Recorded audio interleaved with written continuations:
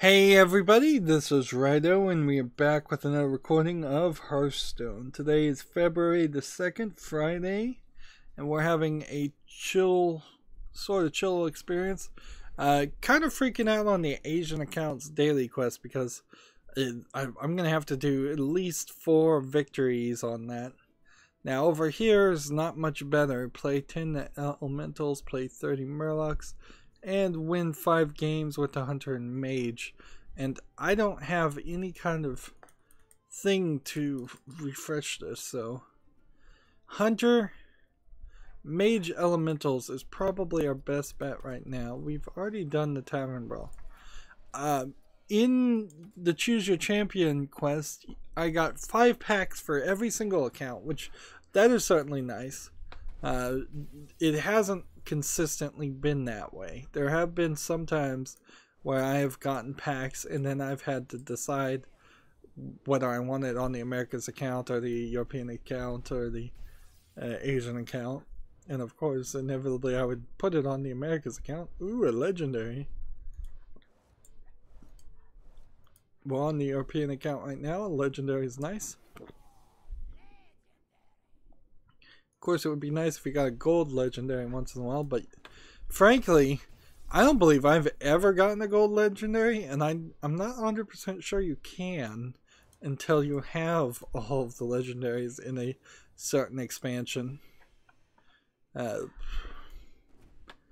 If you can, it just goes to show that they're incredibly rare, because I've opened probably 1,000 card packs of classic and never seen it. I think I've determined that I just need to tweet out to Team YouTube and see if they'll give me a shout out. Like, somewhere in the back of my mind, I'm still trying to get up to 1,000 subscribers and stay in the YouTube partner program. That would be nice. In the back of my mind, I still feel like monetized videos do get promoted higher than non-monetized videos, regardless of what YouTube says. I don't think YouTube people even know what they're talking about half the time. And ignoring them is probably the right move. Let's cross our fingers and see if this is full of elementals. Sort of. Let's see if we can get some more elementals into this deck.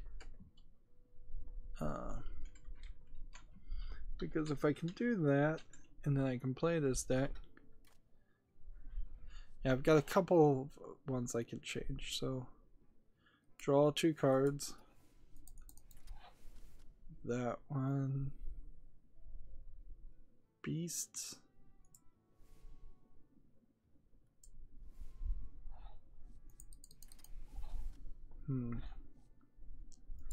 So somebody came on the chat. We've got somebody new going hi, and congrats. So hi Oblivion. Let's see, we'll just have to knock out things that aren't elemental cards.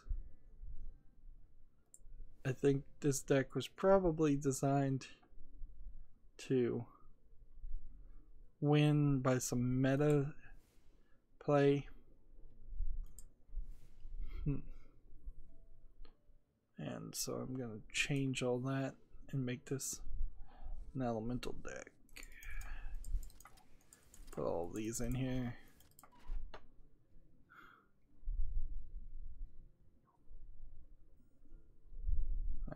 What do I want to get rid of? These 2. These 2.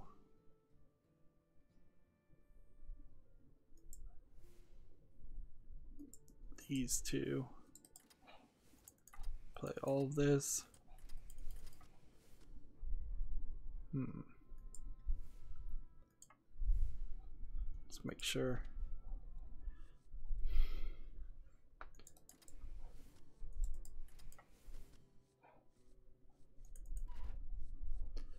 More elementals. This, like, I can have a full elemental deck.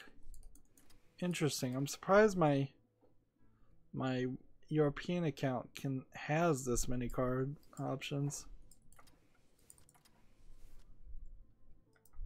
Alright, it's pretty good. That's pretty good. Now the question is, can I win with this deck? And the answer to that is probably no.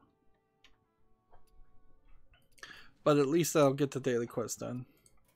Also, while we're here, let's go ahead and disenchant a ton of cards and get 150 dust. And that means we can go into this and we can type in missing. And let's see, what can we craft? Ideally, I still just want to craft the most common of common cards. And I guess I should make these.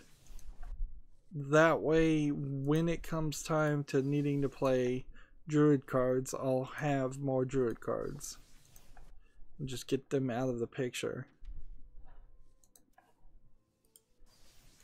And slowly I can... Now I'm out of dust. Alright, that's good enough. Slowly I can just get everything unlocked. That's a new card. That's a new card. That's a good card. That's a card to play. That's a good one. Alright, good. We're ready to hop into the game, it seems. At least try to hop into the game. It is also the beginning of the new month, or the second day of the new month, so trying to get up to rank 20, which isn't helping many things because there's too many good players at rank 23.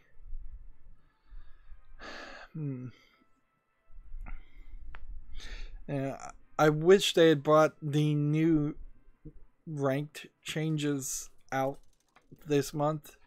Like waiting a couple of months or waiting a while to fix something that you know is already broken seems crazy. If you've got an idea and you're gonna try that idea anyways, like why do wait? Let's see. There's a game called We Slay Monsters where poker is a deadly weapon in this turn-based RPG.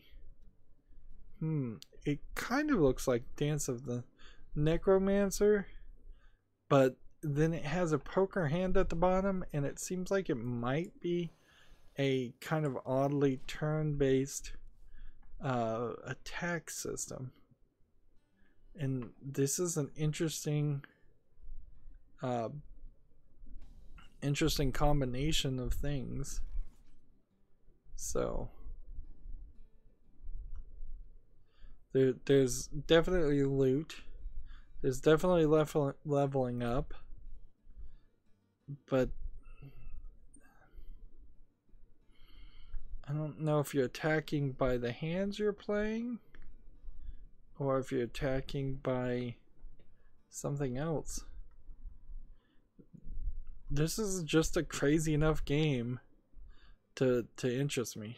It's $14. That's a really high price, but it is, of the 28 user reviews, recently rated 100% positive, and over its lifetime it's rated 83.4, which is a considerably high rating for Steam games, I would say. Well, even though Steam games in general do have a tendency to be rated higher than they probably should be. Video games in general have a tendency to be rated higher. So you fight an army of evil barnyard animals. And it was for iOS, PC, and Mac. And I'm just looking at all the videos.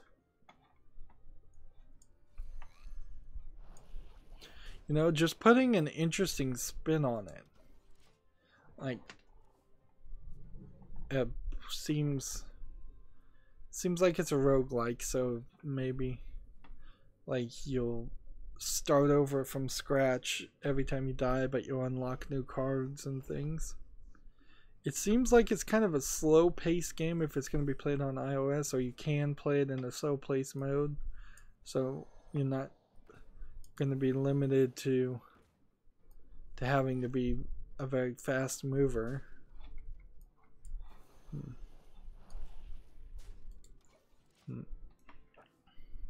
I suppose the good news is after playing one hand here, one game, I'll probably play all of the elementals I needed for the daily quest.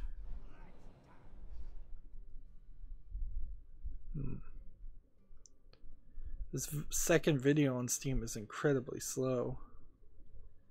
So you just click on the character and it attacks them.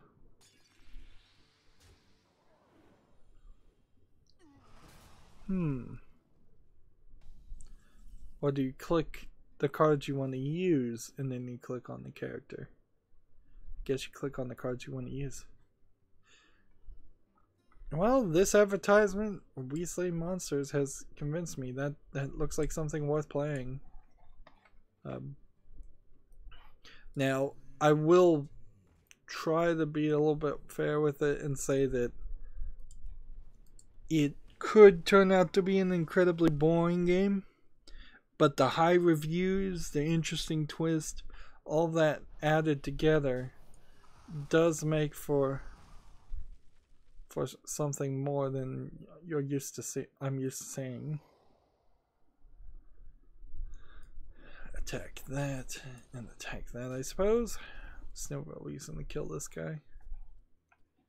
There's a 1947 Roswell set alien horror game called The Peterson Case that's coming to the PS4, Xbox One, and PC.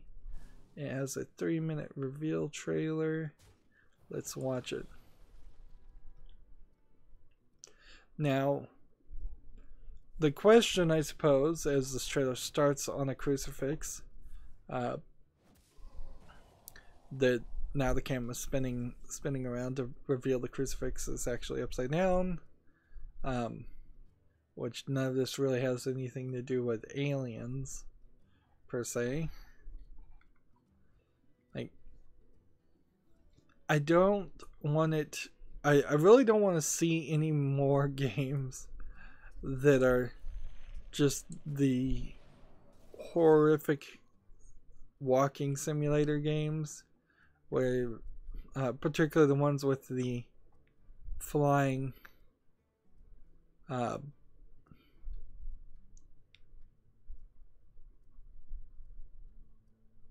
with the camera mechanic, because the flashing in the camera mechanic was very annoying.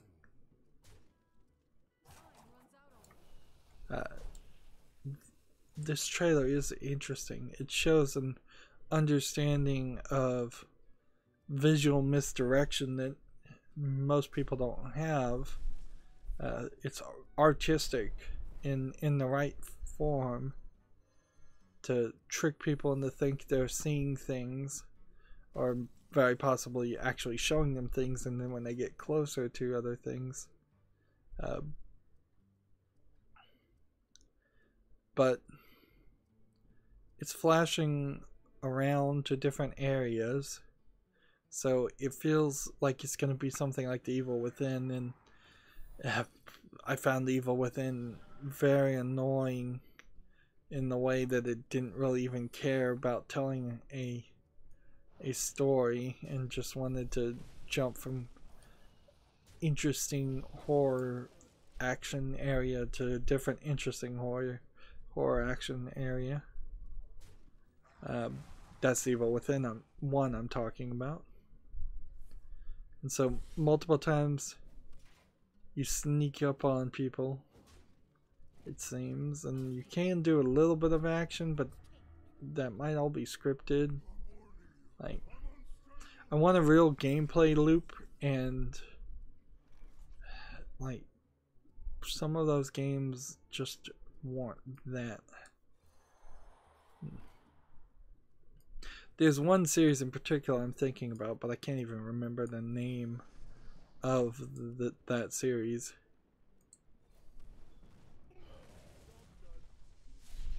Oh, darn it.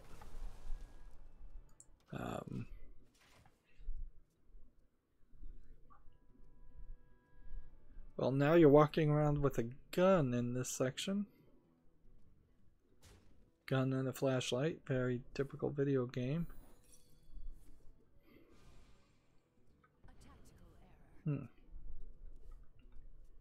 So, the Peterson case. But this was a 1947 Roswell set alien horror game is what they're describing it as, and I saw nothing in that I literally saw nothing in the trailer about aliens or Roswell. So I'm very confused. Deal 5 damage. Summon the minion. Taunt divine shield.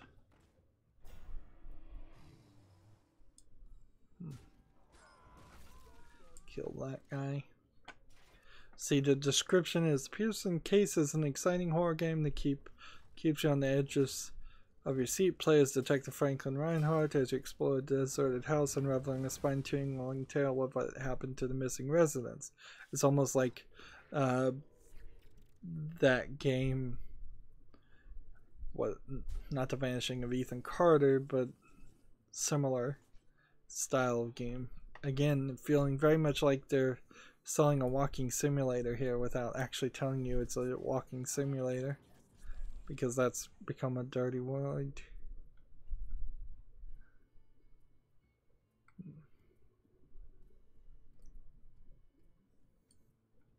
Well, here I am holding it. Alright, how about this? That makes that cheaper. And freeze this guy and play that. The next paragraph is set in 1947 in a location near the Roswell UFO incident. You play as an experienced detective who has been called to find information and clues about the mysterious missing family. Franklin soon discovers there's an unearthly presence in the house that is hot on his trail, but he can solve the crime before it's too late. Like, literally nothing in the trailer I just saw matches up with this description. And so, until there's somebody else that would play this game and review it, I'm going to have to say pass for the Peterson case. We might also find very much that the Peterson case is the title of some new movie that is going to come out, and this is just some kind of a attempt to that should reduce it to 3 too. It very possibly may just be an attempt to advertise a movie. It seems like that could be the case. Arguably maybe a good movie, but maybe not. PC Gamer has an article how to use a Nintendo Switch Pro controller on the PC.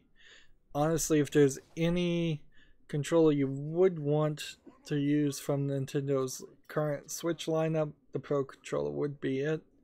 It has a plus and minus button above the home and menu buttons. Otherwise, it looks pretty much exactly the same as an Xbox controller, except for it has the Japanese layout.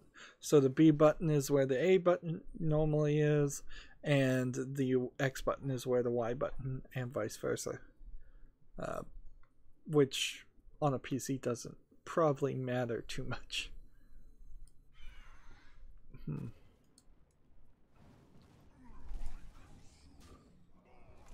Let's see.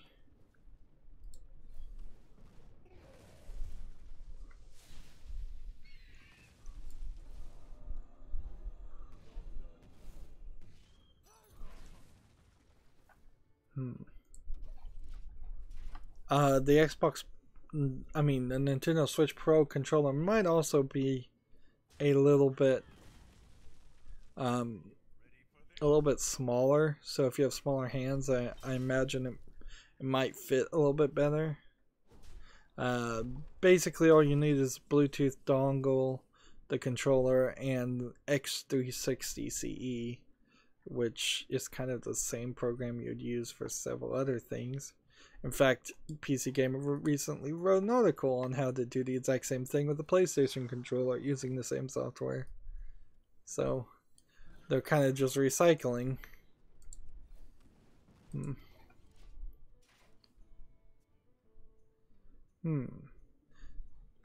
me zoom in. Why is this page so small?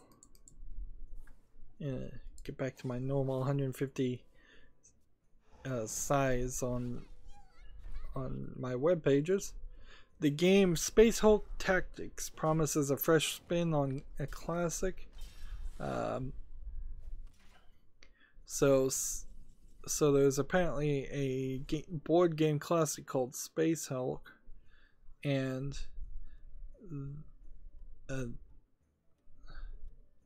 apparently a couple of other companies have already tried to bring it to PC, but see, this feels like a rock paper shotgun advertisement more than anything else. They don't have a lot to say.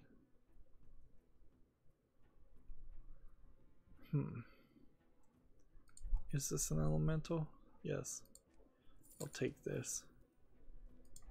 And we'll kill this. And we'll end the turn. And like they're just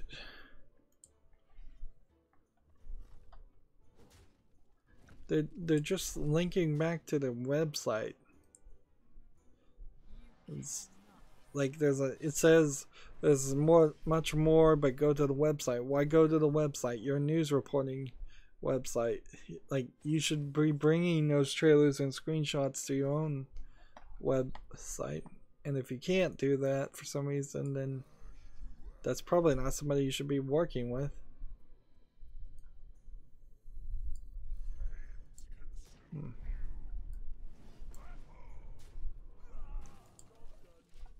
There we go. And their stupid website doesn't even really want to load. It's a terrible website, just like giant pictures trying to load. I know I'm streaming and all, but yeah, let's stop and reload it, see if it can do it better a second time. Alright, it worked that time. Still a pretty bad website though.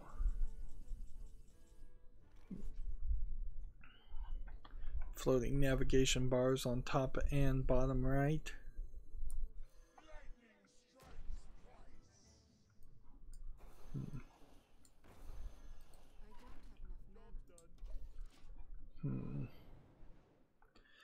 And whatever other things they're trying to load here, I mean, I'm just getting a big black screen. It's taking so long. So maybe their website like has some anti-hot linking features or anti-downloading features, and that's why the Rock Paper Shotgun didn't download any of the images themselves. But if they run this game like they run their website, don't have any interest in playing that. Moving on, Red Dead Redemption 2 now has an October release date. RDR, or Red Dead Redemption 2, will launch the 26th of October for the PlayStation 4 and the Xbox. Several months later than previously announced. So it's been pushed back. No, I'm not really surprised there. The bigger surprise I would say is that, I guess it's not really a surprise at all. Let's see, can we do something with the Hunter and Murlocs? Now we made our elemental deck, and we have a hunter deck here that almost certainly is full of not murlocs. So we'll get rid of this one and make a new hunter deck. It's kind of crazy to make a hunter deck with murlocs, but whatever. And then murloc. I think it's crazier to make a mage deck with murlocs, if we're gonna be honest.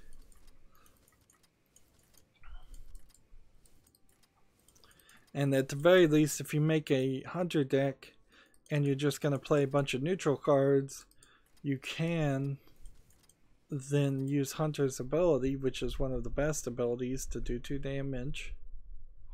That puts us with 22 out of 30 cards. Let's see what kind of Hunter Classic cards we can put in here to change the minion's health to 1, deal 1 damage, immune while attacking, deal 2 damage. That.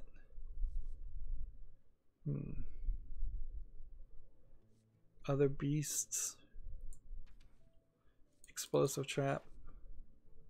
Yeah, let's trade out the weapon for the explosive trap. That's something that would be better to have. And snipe instead of alley cat. I may have dropped off a murloc on accident.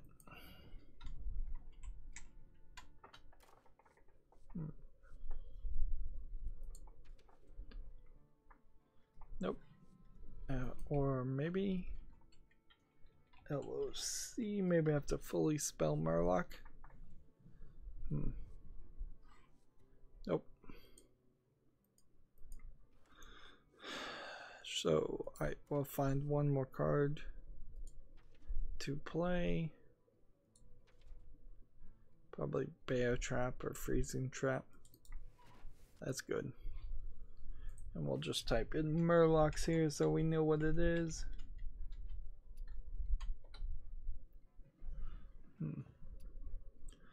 I guess I could have converted the wild and seen if maybe that would work on a maybe have some wild murlocs out there to play. I don't think so. Yeah, I guess it's not really surprising that Red Dead Redemption is delayed. It's only kind of surprising how stupid Rockstar is to even announce a date until they've completely locked that in. It's not like people were really expecting them to ever release another game at all. Because it seemed pretty obvious they were just gonna do GTA Online forever. Like, I recently, last stream I believe, read a job listing for Rockstar India, and I couldn't for the life of me figure out what they would be working on at all, other than support for GTA Online. Unless Red Dead Redemption came to PC, Red Dead Redemption 1 and Red Dead Redemption 2 eventually came to PC, it's not even a series I'm that interested in playing. I did play half of the game. I got, I think, to Mexico and then just quit Red Dead Redemption 1 on Xbox 360. And that was when I was just playing for myself, so I seriously doubt I would enjoy it anymore playing it for coverage. Not that all the games I play for coverage are built 100% around me having fun. If anything, most of the games I play for coverage are built around budgetary and potential search engine optimization reasons, trying to get likes and clicks and subscribers. The hero shooter Gigantic will shut down in July following mass layoffs at the studio last year.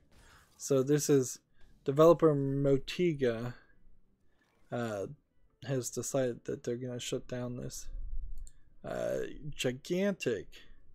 They've got the launch trailer here, and of course they're not at the launch. It's just that'll tell me what this game really was.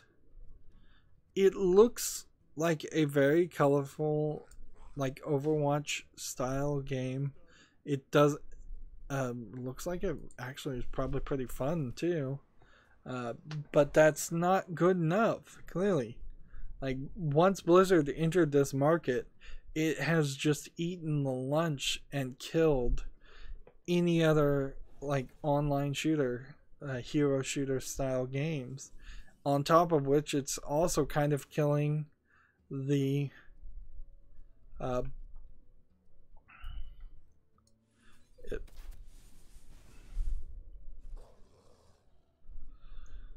it's also kind of killing the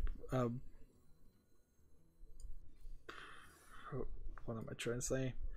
The MOBA market completely too. So I wouldn't be surprised if after a year or 5 maybe we see only Overwatch and only Heroes of the Storm and probably Dota still around. Like, that trailer looks good, and the thing is, they put all that work in that animation. That animation needs to go somewhere. You could make a single player game with some of those characters. One hopes when these companies basically shut down, which is effectively what I think they're saying here, that one would hope that those games get moved into the Unity Asset Store and they can be licensed out or used. But I imagine a lot of times in bankruptcy, people just purchase businesses and don't even use half the assets. PC Gamer has an article, 4 games to play while we wait for Monster Hunter World on PC. I've heard more reviews of Monster Hunter World. People seem to like it, but it still very much has a problem of being too complicated and too difficult to get into, which has moved me away from any thoughts of really wanting to cover it.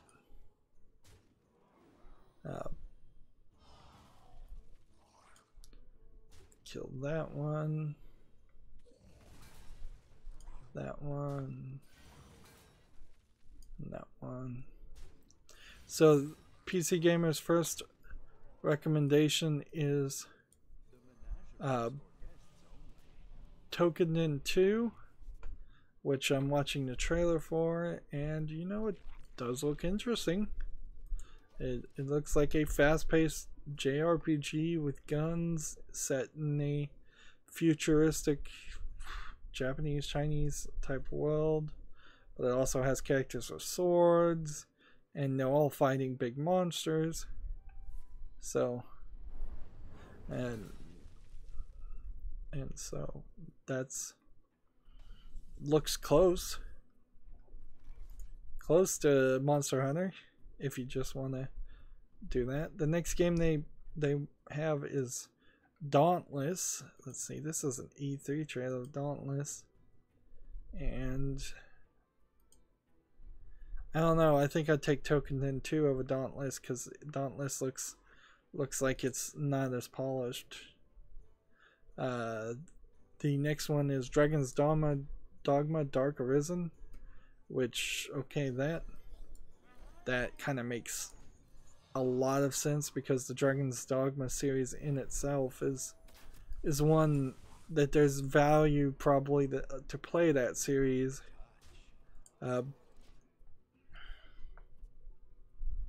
Hey, look at this, I've won finally at rank 23. And then God Eater Resurrection and God Eater 2 Rage Burst is on PC. Hmm. God Eater is one of those anime-esque games that, like, I want to play just for the name of it. Again, not as polished as Tokuden or Dragon's Dogma Dark Arisen.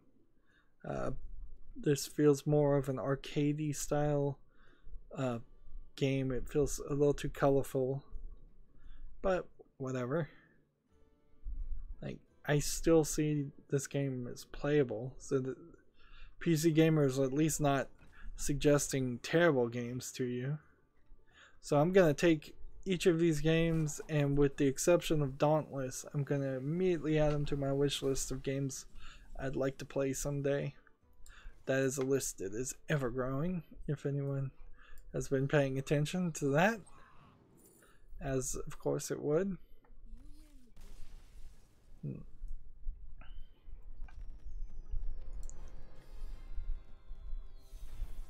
This is slightly interesting. GOG apparently has made a U-turn on the Magnum Opus, or Opus Magnum, being rejected from Good Old Games. And then this article is from PC Gamer. It's been updated. Update after failing GOG's idiosyncratic internal curation system earlier this year. Zachtronics Opus Magnum was denied access to the CD Projekt Red owned digital storefront, as outlined in the original story below. The process appeared to be confusing, as it did complicated, particularly the quality of the game in question. Let's keep playing. I only played 9 Murlocs in that. Alright, whatever.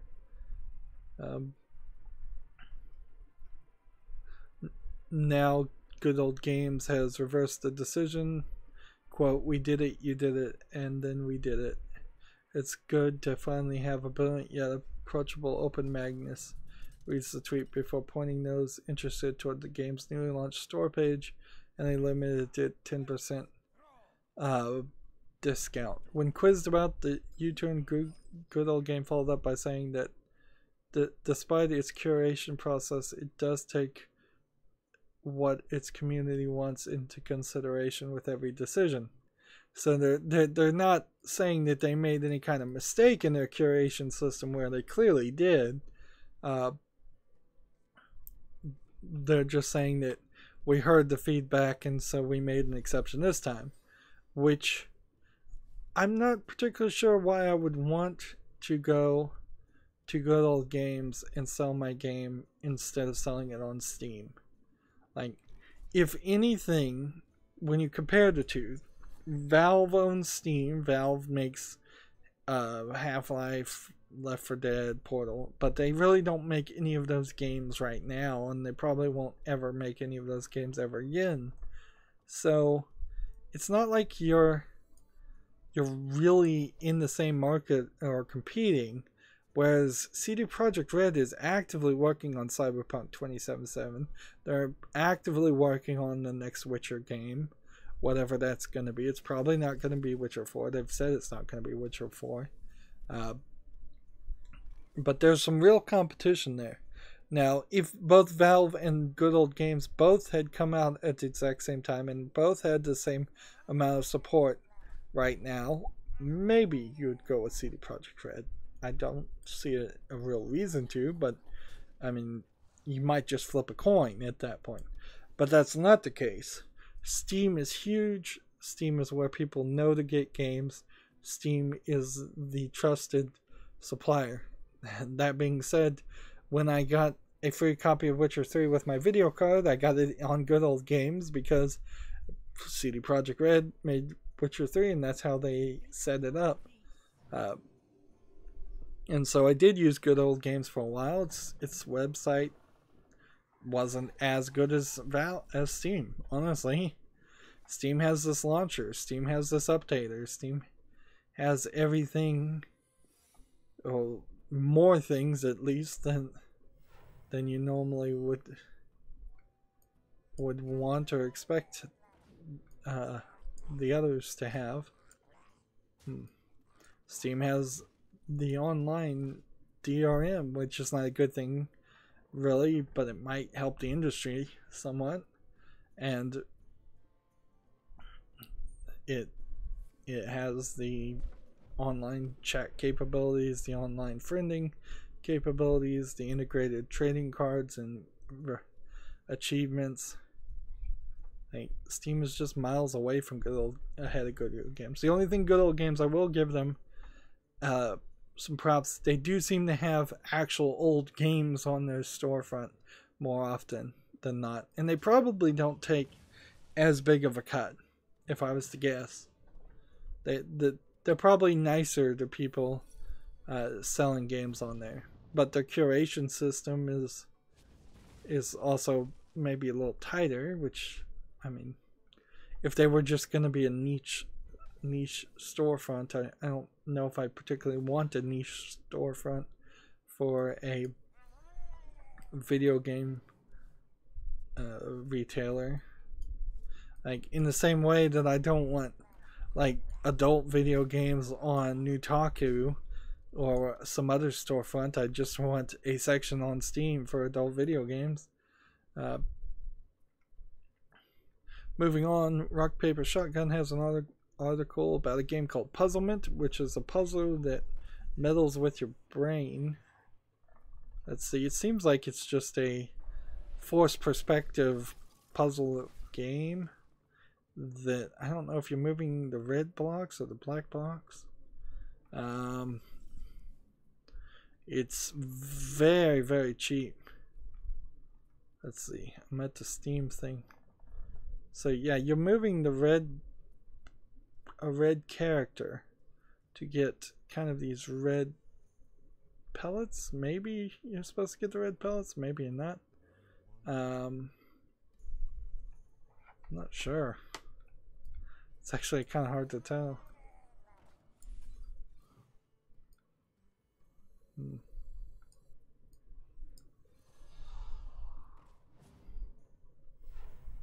Alright, well, then we'll kill it with that one, and that one.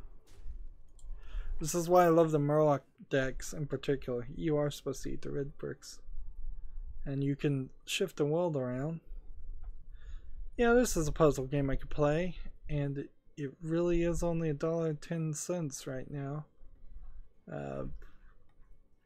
Was it $1? No, $1.19. So it's a little strange that a game that cheap would even get advertisement, but it somehow did. And so it doesn't look too bad, and they're not asking that much. I'll probably put it on my wish list and see if it gets down to 75 cents on a summer sale or something. These little puzzle games, I've covered them before. They don't get a lot of interest. People who like puzzle games will play almost any puzzle game. The quality and the cost is so low that it's easy enough to just roll the dice on it. It's not like a $60 game where you really need to think it through. Moving on to the next article, Clash Royale maker Supercell invests $4.2 million in a new UK developer named Trailmix. Trailmix Games. Let's see, from the Supercell is a Finnish company. Now, as somebody who plays Clash Royale, I wish they could do something about the spammers. Like, they literally are not doing anything to stop the spamming in it when you're in a clan. Oh, I don't play Clash Royale, I play Clash of Clans, but it's the same company. There's really no other news here. Supercell is itself owned by the Chinese mega corporation Tencent, which spent $8.6 billion to acquire it in 2016. So Tencent is becoming a scary monolith, megalith.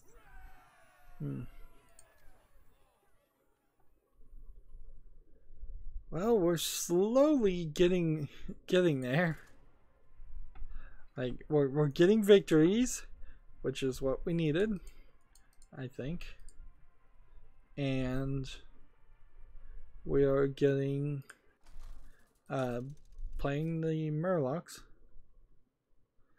California is pushing a bill that would impose net neutrality rules on ISPs.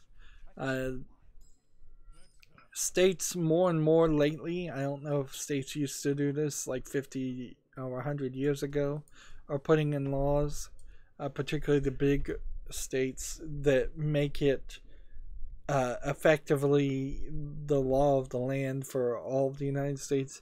California has been doing this with mattresses for a while, where they require better, safer fireproofing on mattresses and furnitures, and because of that, instead of making a different, better quality product for California, they just make a better quality product everywhere.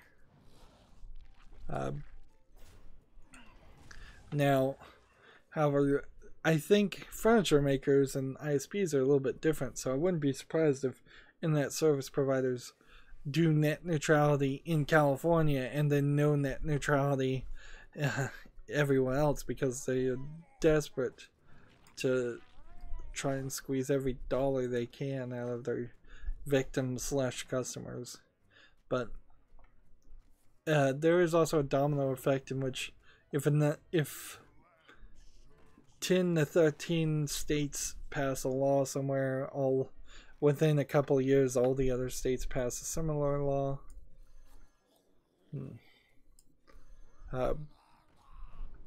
Not wanting to be left out, I suppose.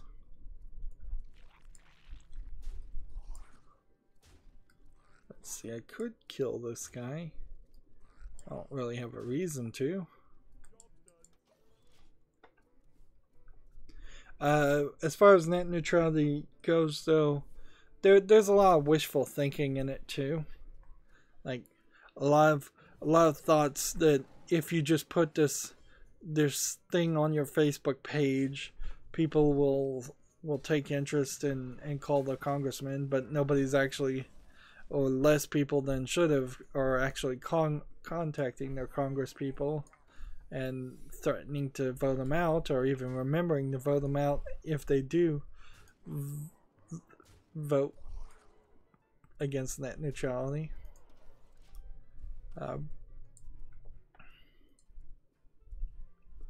So yeah, you have to actually be active and not just a slacktivist. There's a point-and-click adventure game called The Wardrobe and Detective Gallo coming to the PS4 and Switch. Apparently it's a team-up between two companies I've never heard of called Mixed Bag and Adventures Productions. Let's see. Future Diem developer. I've never heard of this game. Mixed Bag and Adventure Productions are teaming up to bring a point-and-click adventure game, The Wardrobe and Detective Gallo, to PS4 and Switch, the company announced. Like, I've never heard of any of this. So, and I love point-and-click adventures, so there's something a little weird there. The Wardrobe has a Steam page, and Detective Gallo has a Steam page, so it's two different games. So, two different developers are working together to put two different games on the Switch. That's crazy. That is really crazy. They must be relatively short point-and-click adventure games. Which there isn't inherently something wrong with that. Says both games will fully support the touchpad on the DualShock 4 and touchscreen on the Switch, as well as an additional control system. That's good. Now on the DualShock 4 and its touchpad, I'm not sure anybody would ever really want to use that like a small touchpad to move a mouse around. The wardrobe is rated very positive at 81.37% positive over its lifetime since February 2017. So it's been about a year.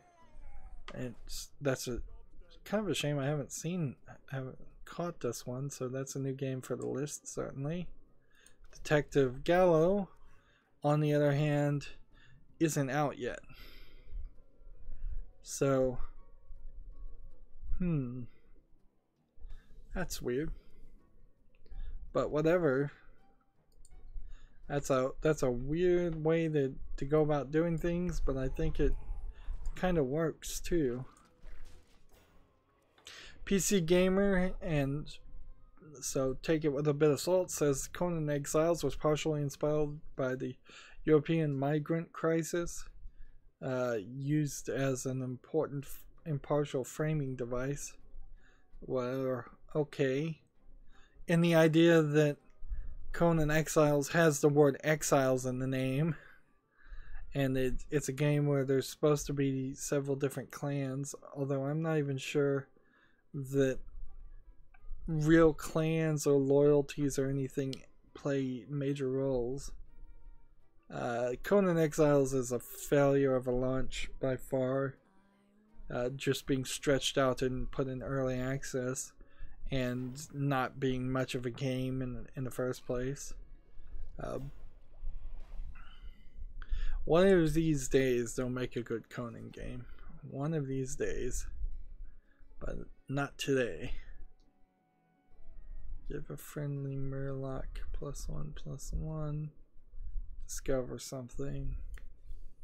Attack that. In the turn. Final Fantasy 15 Windows Edition has a benchmark tool now available, so you can optimize your PC ahead of the game's release. I didn't realize Final Fantasy 15 was not available on PC. It has to be already available on Steam, and this is only for the Windows Store edition. It has to be that is the case. Let's see.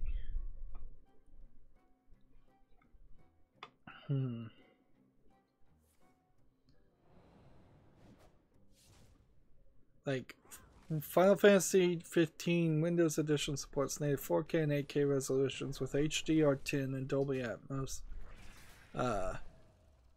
Let's see. And 4K HDR.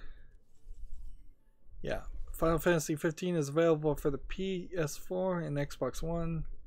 Final Fantasy 15 Royal Edition for PS4, Xbox One, and Final Fantasy 15 Windows Edition for PC will launch March 16th, which will include the downloadable content released for the base game as well as a number of features.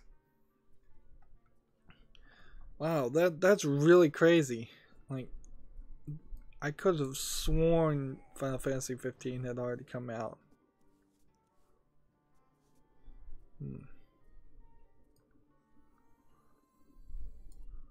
Let's see. Play that. That is super crazy. So I guess nobody was playing Final Fantasy 15 on PC. I guess that sort of explains why nobody was streaming it that I was watching, but also, in all fairness, like,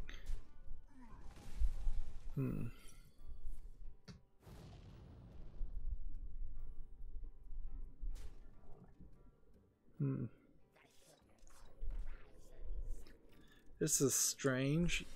Gamma Sutra has its SSL certificate is invalid.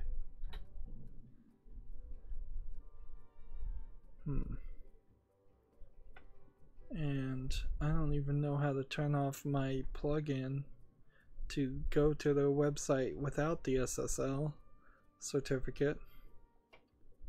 Interesting. Gamasutra, what are you doing? You're a big time people. You can't run around with an invalid SSL certificate. Chrome telling people that your website's not secure and it's gonna steal passwords.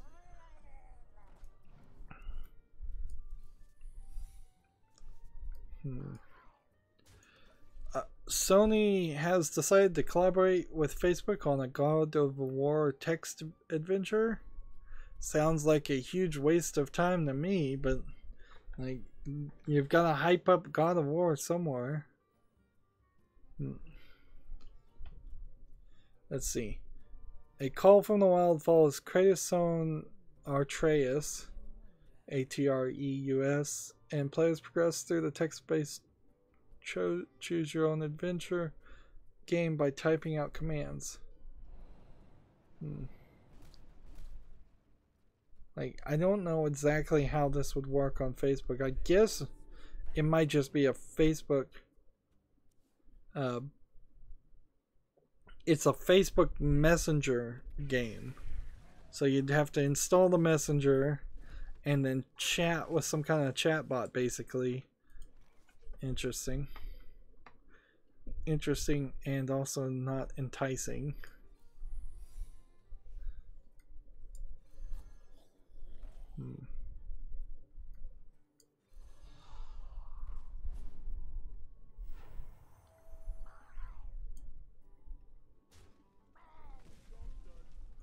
Just keep playing. Right. Moving on to the next thing. The SNES Mini has passed 4 million sales. They shipped 4 million copies of the SNES Mini. Not really a surprise. I mean, if anything, I guess maybe Nintendo gave us all a masterclass in supply and demand and creating hype by releasing the NES Mini with very limited quantities and then releasing the SNES Mini in a normal fashion to drive up demand. And yeah, Gamasutra's stupid SSL thing is still broken. It's gonna be broken all day, I'm sure. Xbox One X has driven increase in Microsoft's games revenues, which that's kind of good to hear. We don't want to. I personally don't want to see like Microsoft fully fail and disappear from the market. I think the competition in the video game market has helped more than it's hurt. Company-wide, Microsoft reported quarterly revenues of $29 billion with 12% year-on-year increase, and the generally accepted accounting principle net loss of $6.3 billion, which is to say that the GAAP is what everybody's using these days, and it's just a whole bunch of BS, and it's part of what stokes my fears of the stock market in the United States being overinflated and just not really doing as well as they pretend like it is.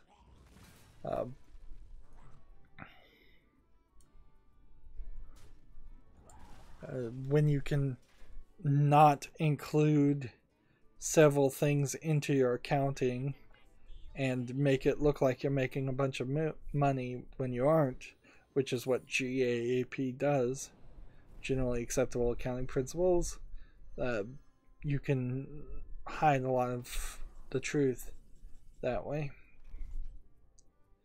But somehow lack of regulation and increase in corruption has allowed things like that to happen. How is this guy sending so many of my cards back? Like, I'm just getting everything sent back to my hand.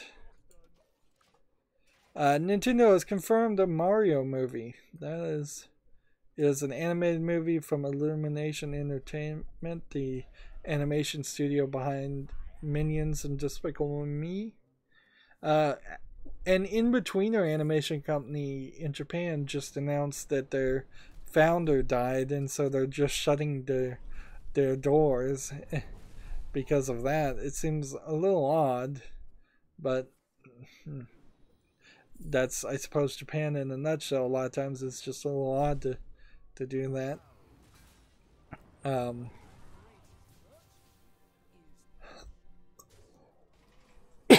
I don't know the name of the in-betweener animation company, but they did work on things like Cowboy Bebop, so they're not completely unknown or unheard of things. They weren't the main people behind Cowboy Bebop, I'm sure. This Mario movie, I imagine, is going to be very kid-friendly. The real question is, will it be something along the lines of, are they going to do like a story like Super Mario Odyssey with all the gameplay taken out? Are they going to do something like the Super Mario show from a long time ago? I doubt it. Are they going to try to do something that is more of a movie like, say, Coco or Frozen, something more emotional that really tries to tug at it, or is it just going to be a fun romp style thing? There's a lot of different ways they could go, certainly. Let's see. Let's go ahead and kill this guy first. And let's kill this guy. And let's damage this guy. And then the turn.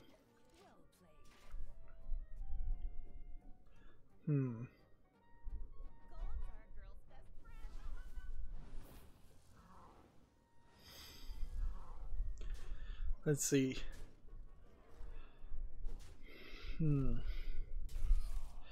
Illumination is owned by Universal, Eurogamer saying, which Nintendo already has an inked a deal with to open Nintendo Land in 3 Universal Studios theme parks, with rides featuring franchises such as Donkey Kong and Mario Kart are currently being built.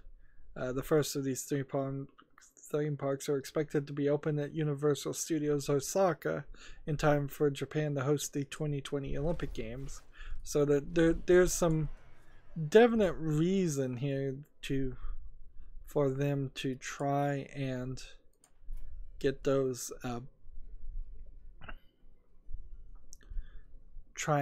things done in a quick time, because everybody is very big in Japan about they're big into the Olympics and trying to bring a lot of positive attention to Japan and bring in more business and do things like that. And everybody's trying their best to have that happen. Let's move on.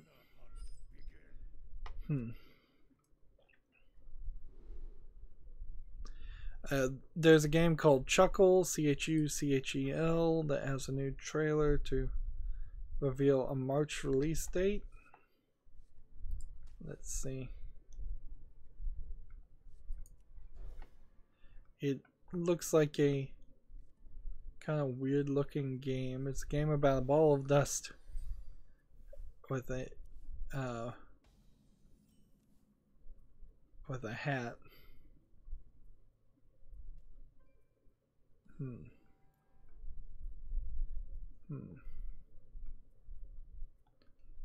Yeah, it has a very interesting artistic style to it, so I'm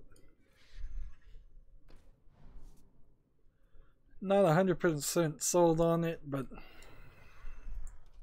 it might be something worth playing. It almost looks like a kind of puzzle game. It says the release is 7/3, so that would be March the 7th in European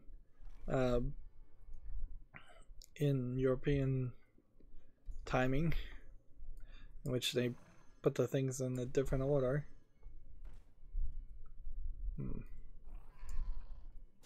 go.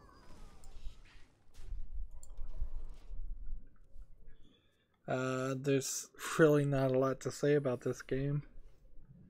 I can go to its Steam webpage and it doesn't have any reviews or anything because it's new. Hasn't been released yet. So let's see, secret there, and attack that, and that. I only need 2 victories here, and then I think we'll probably just look at the Americas account and open up the cards, show off what needs to be done, and then go into the sign-up playthrough. I still have a lot of tabs open though, so I could be wrong about that. I mean, I could be really wrong about that. There we go. Killed that one. And keep on attacking.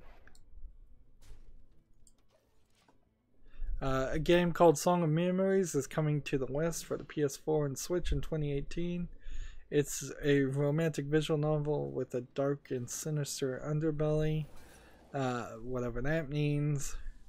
Here's a trailer. Let's see if we can see anything more about it.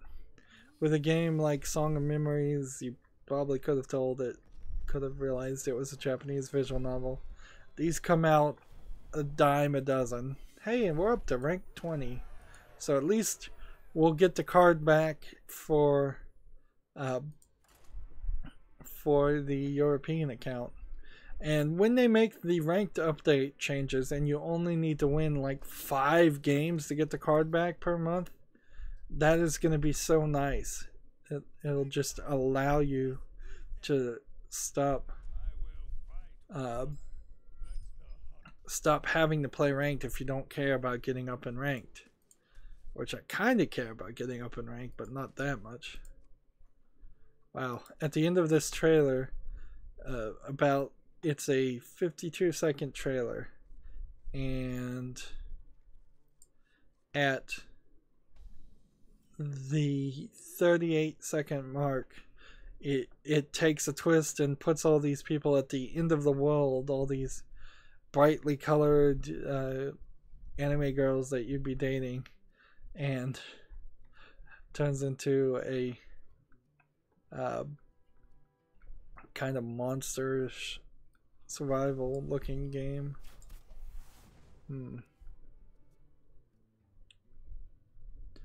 So maybe at the end of every playthrough you end up at the end of the world with one of these characters. There's 6 girls in one picture here. Let's see, that's a job listing. We'll skip that. Pokemon got Stephen Fry, somewhat famous British actor who more recently I would say has come to the United States to act, and they've got him to narrate its new Pokemon Go trailer, which I can watch the trailer but I can't listen to it, so that's probably not anything. I'm pretty sure Stephen Fry has probably narrated several other things for the BBC Planet Earth or something, and that's the idea or the general concept around hiring him, instead of hiring a different voice actor who would be more skilled at voice acting or doing voiceovers, which honestly for a trailer or commercial that doesn't really, it's not that big of a deal. All these Pokemon on these trailers look so good. It's a shame that none of this has any connection to Pokemon Go. This looks like a great Pokemon movie where Pokemon were set in the real world, but no such thing actually exists, or to my knowledge is in development.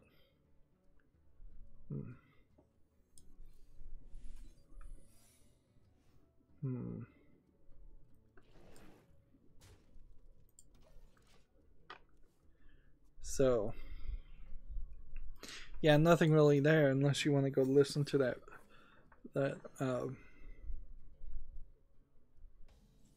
unless you want to go listen to the trailer, which fair enough if you do. I only need one more victory here.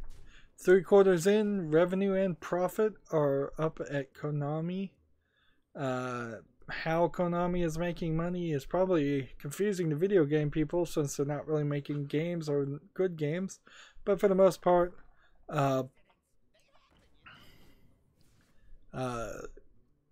they're getting money from Konami's health and fitness centers and games and systems and amusements and digital entertainment businesses. Let's see, the digital entertainment saw approximately $822 million in revenue for the first 3 quarters over 2017 to 2018, a 21.7% increase from the amount reported in the same period last year. The company attributes the performance in the sector to solid showings for its mobile games, such as including the baseball-themed mobile game Jikyo Pa Foru Poroyaku and Professional Baseball Spirits A, and the mobile version of Winning 11 2018 or Pro Evolution Soccer 2018 in the West. So, like, most of those, except for Pro Evolution Soccer, which is still not really one I would consider. There we go. We've got a victory.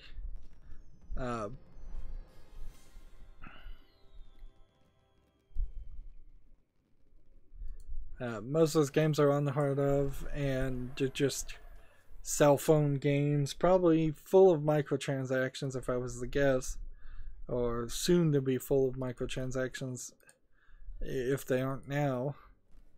They also said Pro Evolution Software, which is called the Winning 11, Pro Evolution Soccer, and Super Bomberman R continue to drive solid performance. Alright, that's it for the European account. I still need to go back to the Asian account and get some victories in the post show, but let's move over to the Americas account. Now, I tried during the Wednesday stream to get more things done and not have 3 daily quests to do on Friday. That's my new idea, and it didn't apparently work as well as I had hoped.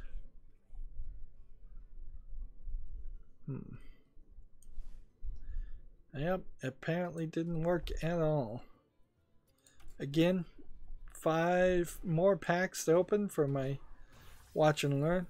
Now, for my main Americas account, I need those epics and I need those legendaries. Opening these will almost certainly end up with 25 cards turning to dust. I'm not sure any of them will be new. Even though these are the Kobold and Catacombs packs, like maybe 3 or 4 of them won't be new. But I'm just getting commons and rares. And getting commons is pathetically low amounts of dust. A legendary. Technically right now is probably the worst time to dust things too. One assumes I don't have that. I don't even think you can get duplicate legendaries right now. Be nice if I got another legendary right now.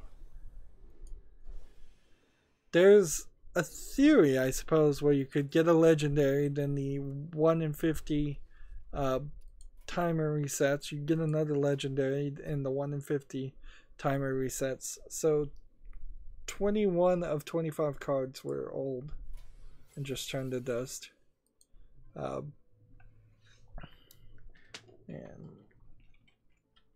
let's see what's new.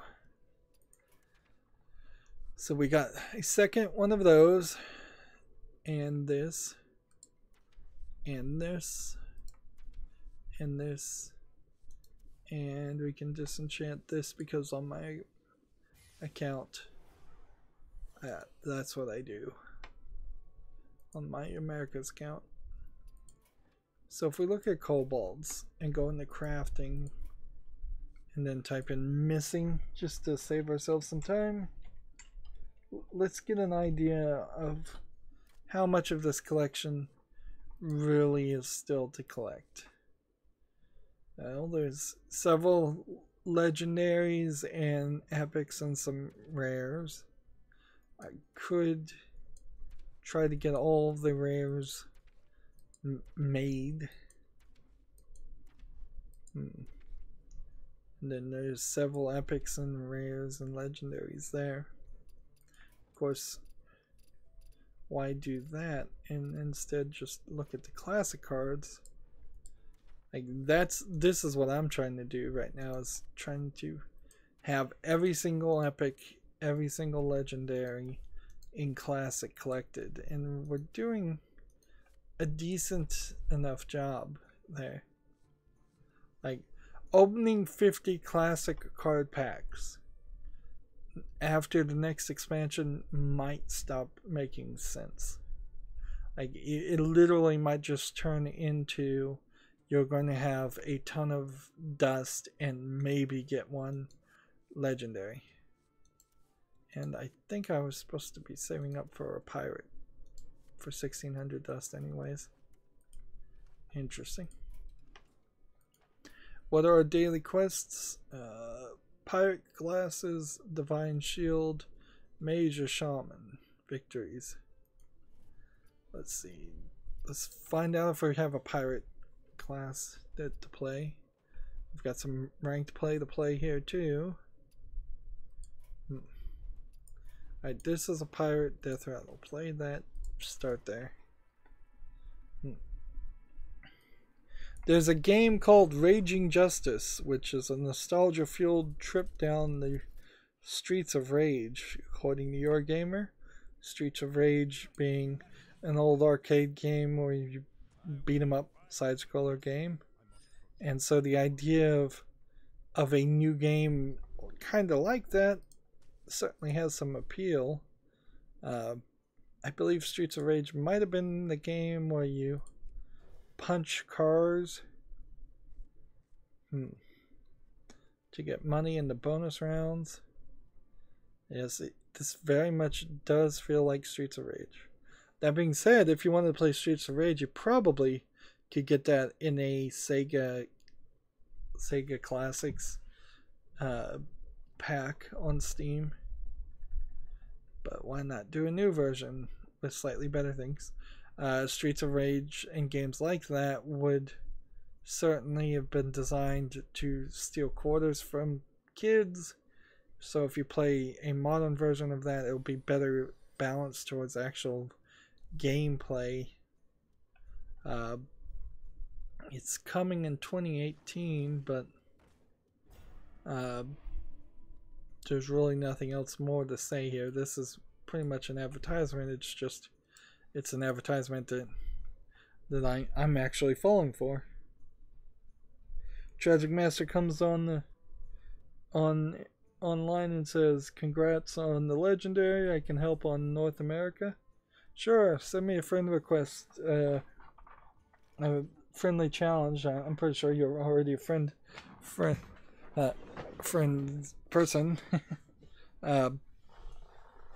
After this game, if you're still watching, I'd rather play with fans and have a reason to continue talking than just go on the silent post show, which nobody likes, including me.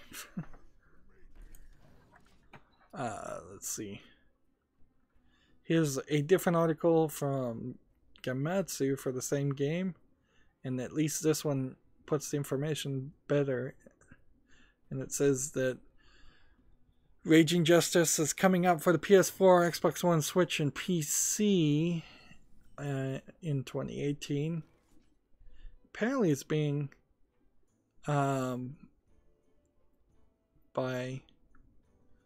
made by Team 17, which I believe is the people that make the Lemming games and Making Games, a studio formed by former Rare developers.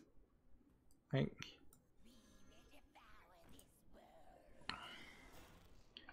That seems like a kind of odd mix of people to be making a game like that, but whatever. Let's see.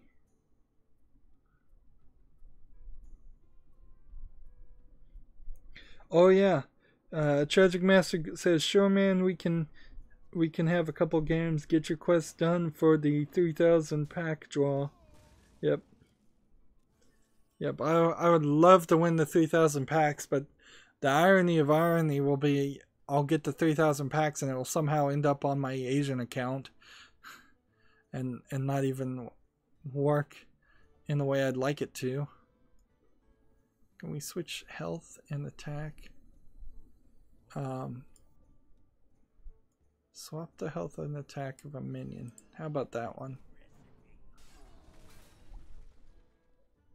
And we'll hit that.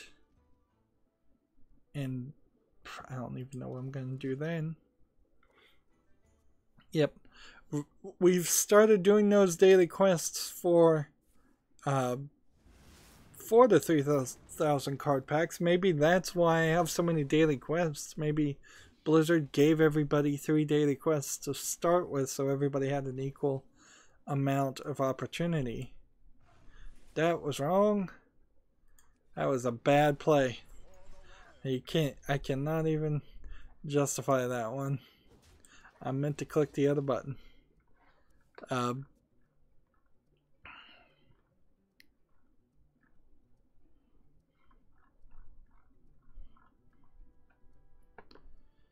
Yep.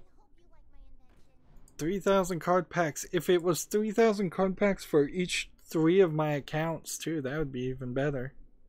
But almost certainly that's not how it's going to work. They actually are sending you the crown from that they used for the Frozen Throne advertisements too, if you win the 3,000 packs. So you're actually getting a lot of swag in the real mail instead of just the digital goods. I would almost prefer that they give the 3,000 packs to 1,000 people and increase the odds of the number of people who are happy about the contest and happy about the number of people who won, over giving actual swag items. There's a game called Prepara All Idle Perfect Stage that has some story and gameplay screenshots over on Gamma Sutra. Prepara, Pripara. Looks like a singing game, music game. There's a lot of those that come out of Japan, and they never really translate because the music license are a problem. But it's due out for the Switch on March 22nd in Japan. Guess we can read more about it here.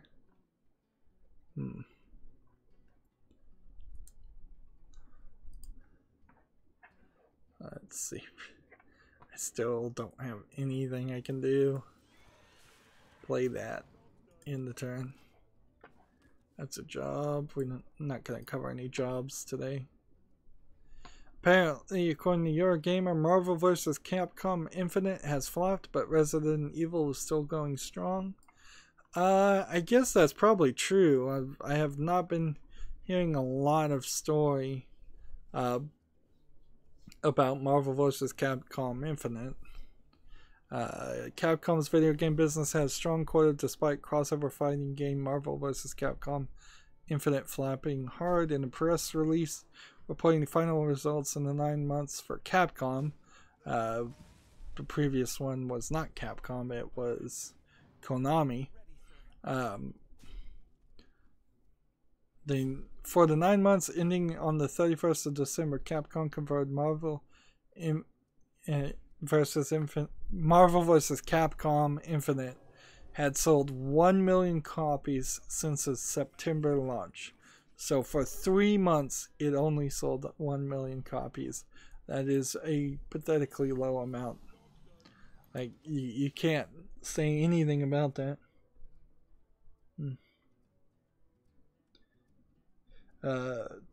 Tragic Master says, wild mode, please and thank you. Sure. Friendly games don't affect rank play anyway, so let's see. We can play wild. I just need to play Divine Shield minions and pirates. Tragic is Tragic Master, I assume.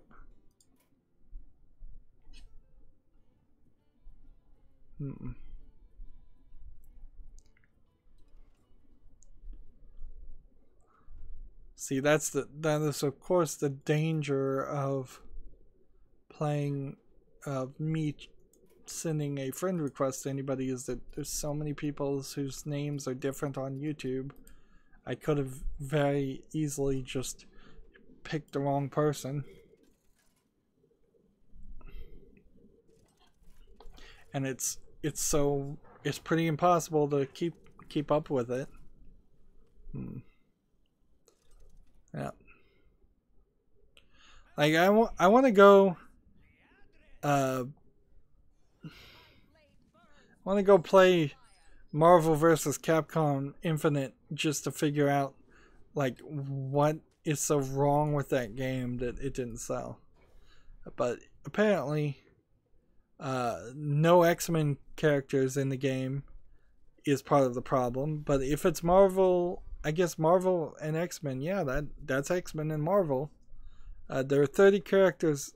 Let's quote you. There are 30 characters, 30, but so many fail to set the pulse of racing. This is part because we've seen loads of them before in previous Marvel vs. Capcom games, which I imagine some burnout could be a big issue too.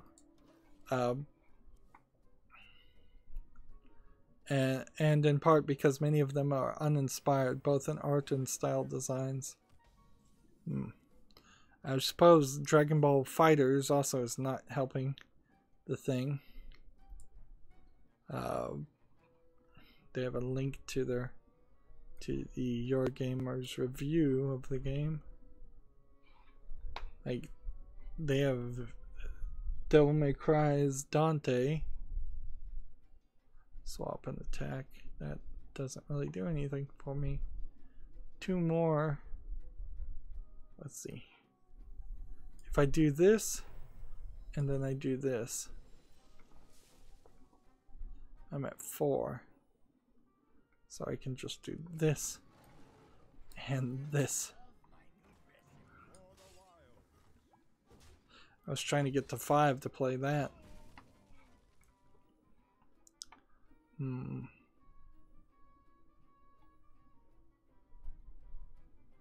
So if Marvel vs. Capcom Infinite got really, really cheap, really cheap, maybe I would decide to play it. But like, like, why play a bad fighter game? Why not play a good one? Like, I'm not even seeing anything specifically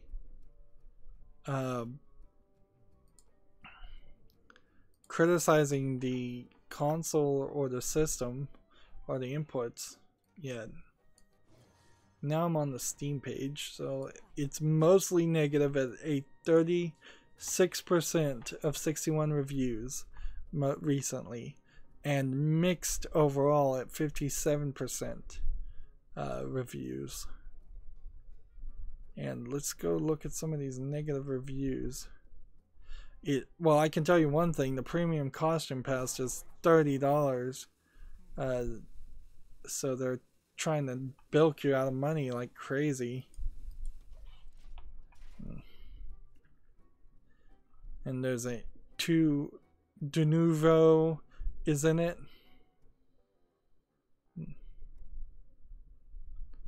And there's a third-party EULA. The standard edition is $60. The deluxe edition is $90. And the $90 does include the character pass. But I don't know if that's a premium costume pass. Wow. See, I'm kind of getting screwed right now, and I'm not even really complaining about it, because Pinball FX3 has come out, and they're giving me 80% discounts to buy the tables that I already own from Pinball FX2 again, and I'm like, you kind of are just asking me to pay a couple dollars to buy the thing I already purchased, but you know, I'm not super upset about that. Like, I could just not purchase them.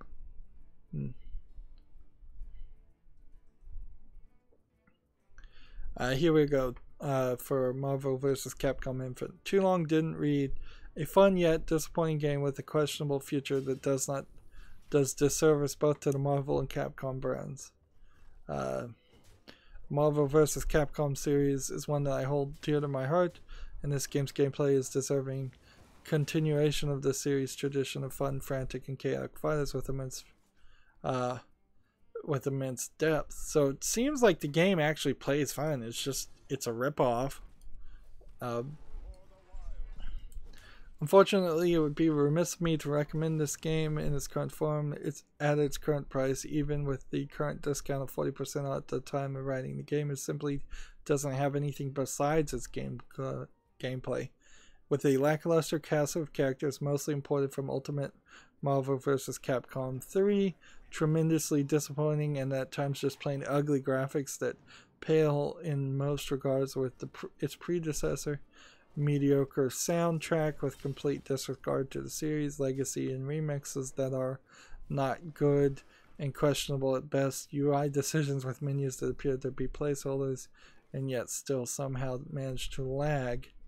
Perhaps worse than all of this is the dearth of modes. Dearth, not death.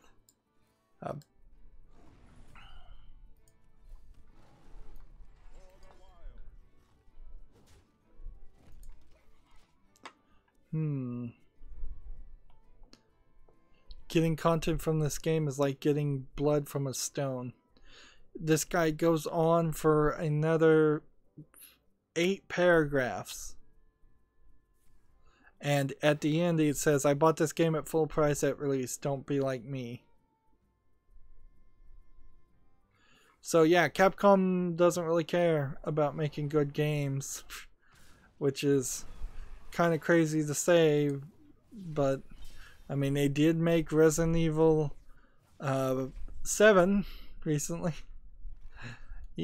But like you kind of have to force them into making good games. So yeah, I don't think I'd buy Infinite. I don't even think I'd probably bother to cover it. If I got it for free, too much. I'd do a quick spotlight after such a resounding like disapproval of a review. However, that being said, here's an article. Capcom sees an overall fall in sales but an increase in profits. How did they do that? Probably by ripping people off with costume packs. Let's see. From the period of April 1 to December 31st, 2017, Capcom reported a year-over-year increase in sales thanks to a strong showing from its digital contents for video games department and an overall jump in profit. Here we go. We do this, we do this, we do this, and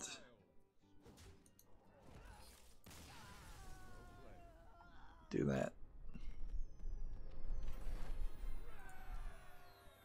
Wait a minute, was I trying to get victories? I don't even think I'm trying to get victories. Oops. I'm supposed to be playing pirates, and I'm not seeing any pirates in this pirate deck. How did I label this pirate deck a pirate deck and not have any pirates in it? Let's see if we can scroll down more of this. Capcom attributes the rise to solid performance in the digital contents department that houses its video game products. Digital contents alone saw approximately $282 million in sales for the first 3 quarters. Profits in the digital contents departments, however, rose 328% year over year. Specifically, Capcom noted that the Japan exclusive online game Monster Hunter Frontline Z gave a solid performance following a major update on its 10th anniversary. So Monster Hunter is making them all their money, while the mobile game Monster Hunter Explorer stayed its course and contributed. On the console and PC, Gamefront Capcom said that Resident Evil 7, Biohazard, the Nintendo Switch release of Monster Hunter XX, and the Ultra Street Fighter 2, the final challengers, each offered strong performance this year. There's some pirates finally.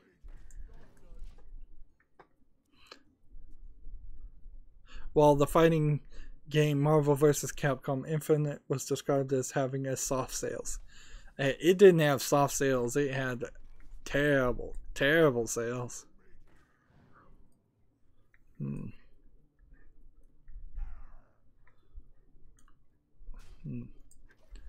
Well, I have too many spell cards that I don't really need to play.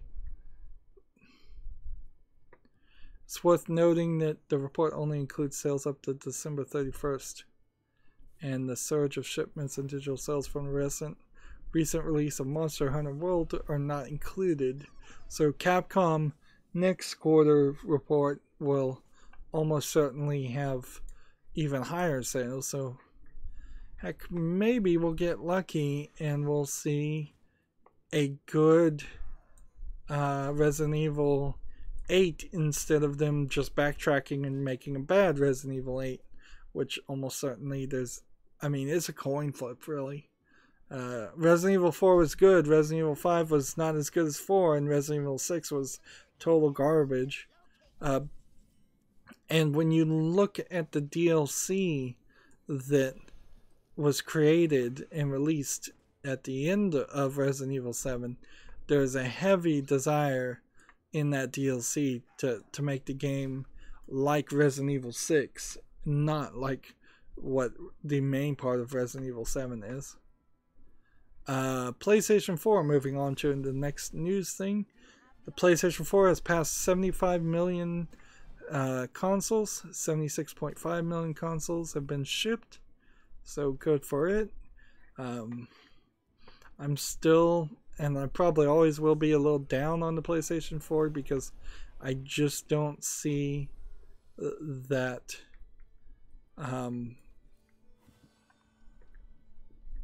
I don't even know what you say there. I don't see enough games being sold on the PS4 that are exclusives or exclusives that interest me. From a Western perspective, maybe the PS4 sells like crazy, and almost half of video game sales in Japan are going to the PS4. It's not unheard of, not impossible. Monster Hunter World could easily, it could be like in Japan, 100% of all the Monster Hunter World copies were for the PS4 because of course there's almost nobody owns an Xbox in Japan, and very few people have PC. Moving on to the next article, Jang Navi Mahjong Online for the Switch launches February 8th in Japan. That's JNG-NAVI, and that is Mahjong Online. And it seems like it's only $10, so it'll probably sell fine well enough. Online ranked battles and CPU battles. Let's see, this, and then this, and then that. And then that.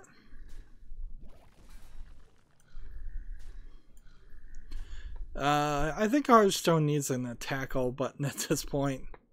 Like, that would save me some time if I could just say attack all and it knew the order to play. But I'm not sure it's ever gonna happen.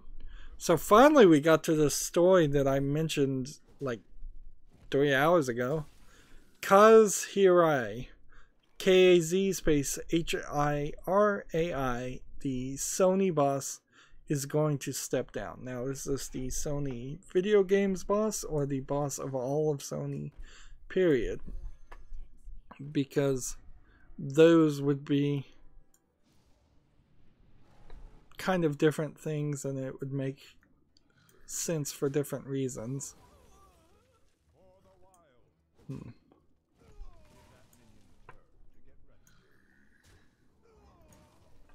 Let's see, let's scroll down.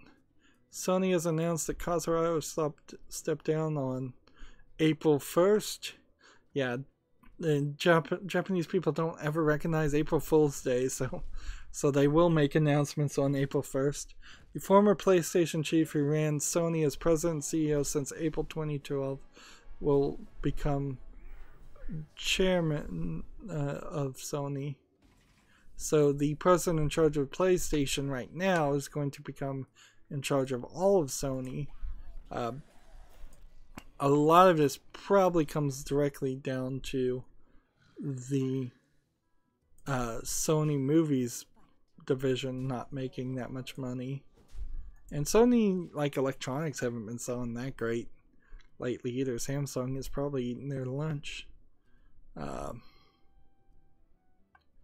see, Hirai leaves Sony in rude health, having turned down rude health is an odd phrase. Having turned around the mega corporation after a run of massive losses tied to flagging mobile phone and television sales, Sony's PlayStation business continues to print money with the PlayStation 4 the current console market lead. I guess Eurogamer is right there. I'm not sure I fully agree with that, but okay.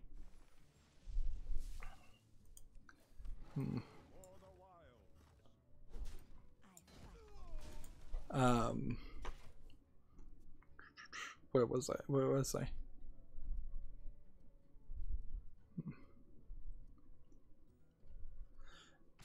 Billions of dollars rolling into their coffers from game sales and digital purchases. So PS4 is giving Sony a lot of money. But Kaz is perhaps best known among gamers for his eye-catching comments while in charge of the PlayStation. Who can forget the infamous on-stage Ridge Racer moment at E3 2006, sorry. Read these things correctly.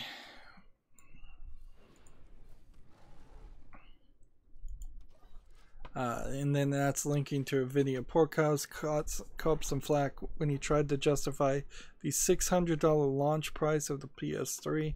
I think when you look at what we have put in the box, cell, Blu-ray, backwards compatibility, and the ability to go online, I think it's a very compelling package for consumers.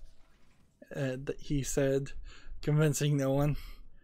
The totality of what we bring to the table makes it good value for customers. And Hirai was one of all three Sony executives who bowed live on telly to apologize for the great PSN hack of 2011 that left some 77 million accounts compromised. So I don't know how much of the hack is really his fault other than the lack of security. I guess it's his fault.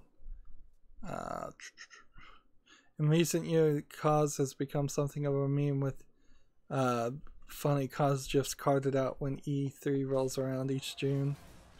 Now they're just showing me GIFs.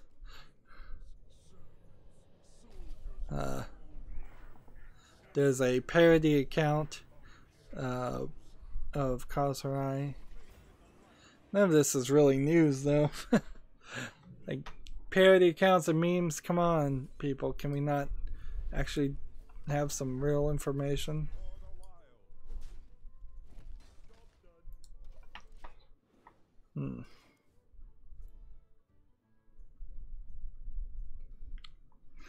This news comes just a few months after PlayStation boss Andrew Howe's exit from Sony, so everybody's quitting Sony, with PS4 in rude health again, using that phrase, and the inevitable PS5 surely in development. Both leave the famous Japanese consumer electronics giant at the top. I don't understand what they're trying to say, leaving it in rude health. It's like they meant to say good and typed the wrong thing.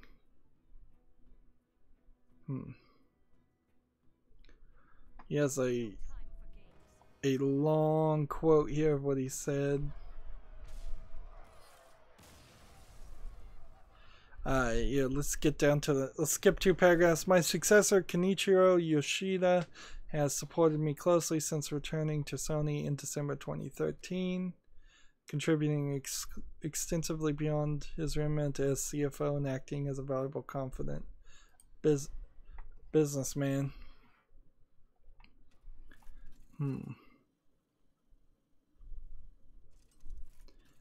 Confidant and business partner, as we took the challenging of transforming Sony together, defined targets, and the ability to take a global viewpoint. Yes, it's always nice when a Japanese company takes a global viewpoint. Tragic Master says, sorry, was waiting for more pirates. Whatever.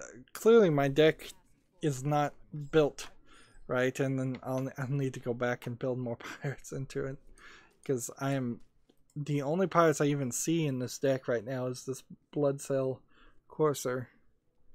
Like, I must have done something different. Just play however you want to play as I'm going through the news.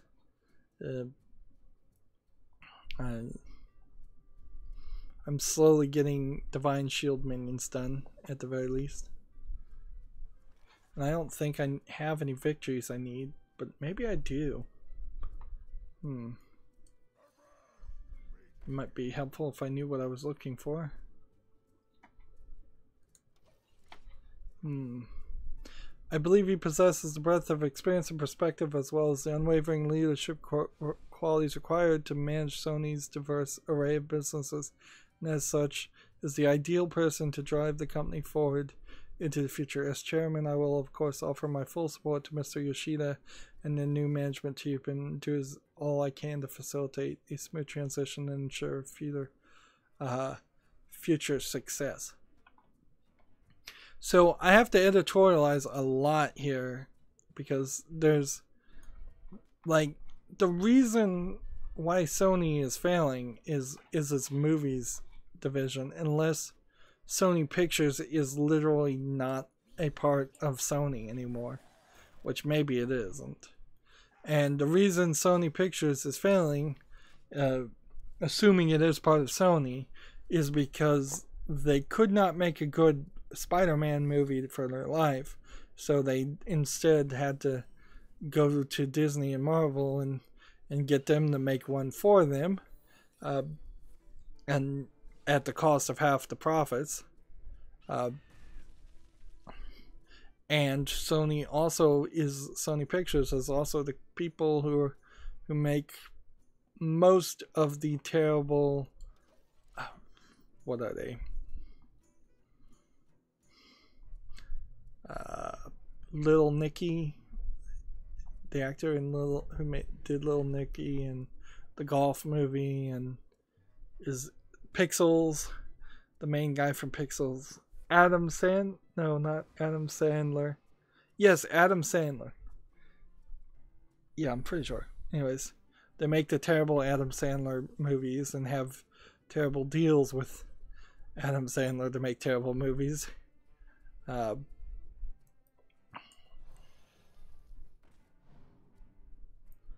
this. Need to figure out a way to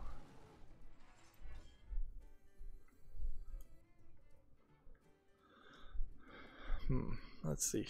Let's see what the secret was. In the turn. So, assuming Sony Pictures, I guess I could ask the internet. Sony Pictures Wiki.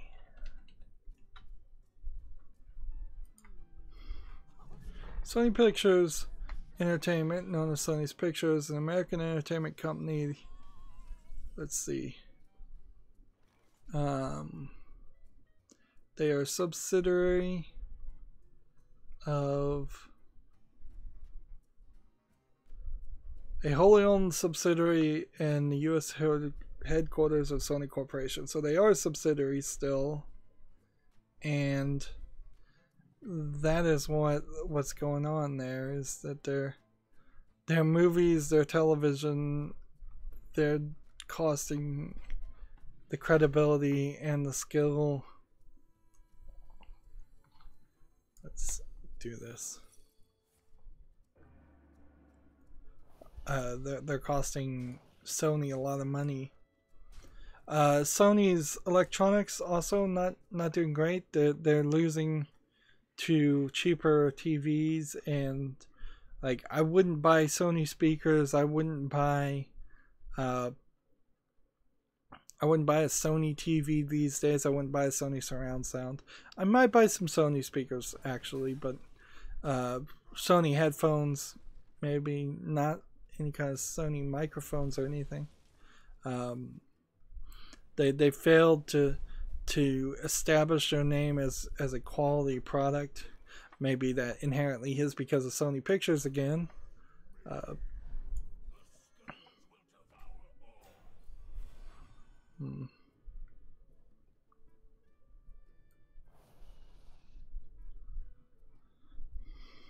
Let's hit that. There we go.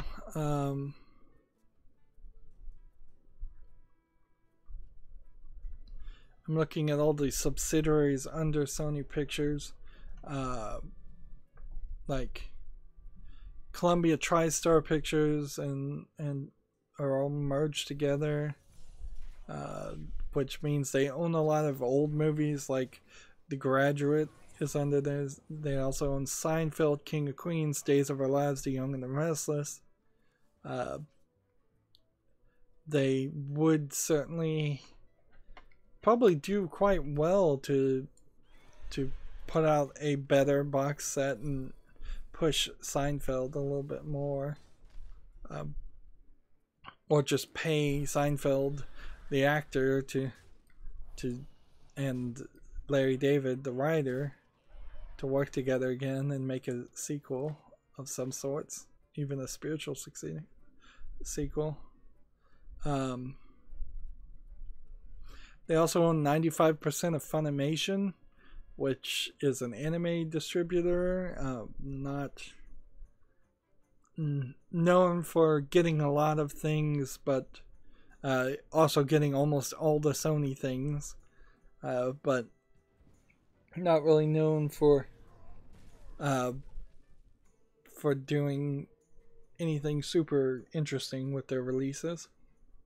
Let's see. Adam Sandler says Tragic Master Grandma's Boy was my favorite by their studio. Why is my Nightbot no song currently playing? Interesting. How did that happen? I must have hit a button.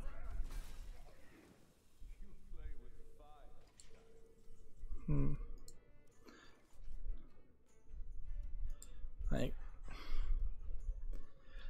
I really get the feeling that a lot of people found one Adam Sandler movie that they liked in their youth, and he was able to ride on that popularity for a good 10 other movies. Like the one where he's the devil, I think is kind of funny. Probably because it was one of the first ones I saw of Adam Sandler. But after like the Water Boy and the other ones, they seem to be too similar to all his other movies to be that funny. See, they have several international distributors that I don't recognize any of these. They also own Crackle. Sony Crackle is a digital streaming platform for Sony Pictures. It also hosts videos on YouTube, Hulu, Dailymotion, and its own website, Crackle. Funimation Now is a subscription video on demand service. The Game Show Network, a joint venture with AT&T. Sony Movie Channel. Let's see.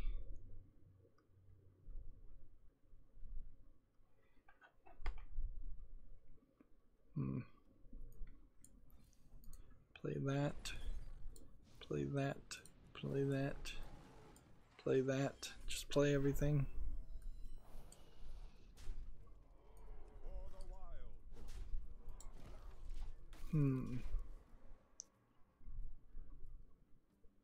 They do have, Sony does have quite a few TV channels and production companies in Japan. That's not super surprising, but none of them are recognizable to my Western knowledge. They don't seem to have too much as far as European or outside of the United States companies, outside of the United States and Japan. We already talked about Hero Shooter Gigantic being shut down. That's kind of a shame. There's a Bayonetta 1 and 2 for the Switch Japanese web commercial out there. I wanted to watch it. I can describe it. Can't really do anything else to say about it. I still very much would hope that Bayonetta 2 someday might come to PC. Bayonetta 1, at least on my PC, had one place where it did not run as well as it should have. But overall, it's fine and totally worth playing. However, there is also kind of a problem of a player at my skill level with arthritis in their hands can really only play Bayonetta 1 at normal mode at best.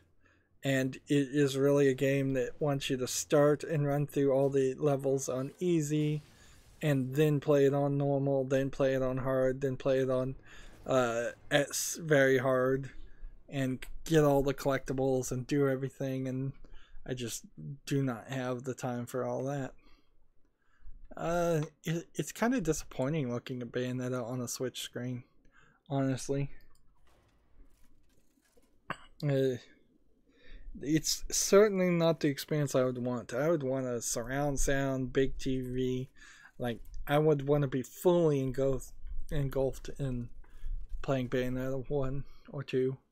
I never have played 2 at all, and that stinks. The RPG Long Days Gone has a demo out. So it's like there's one picture. I don't know what the deal is with PC Gamer just doing one picture and that's it.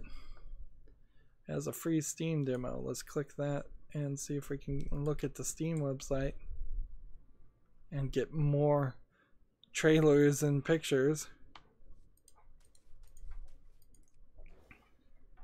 Seems like you play as a sniper in a kind of futuristic post-apocalypse, but no like fantasy elements. Just full military, kind of anime-ish characters, and now that the trailer's showing real gameplay, it does kind of look more like a visual novel than it does in a 3D environment first-person shooter game.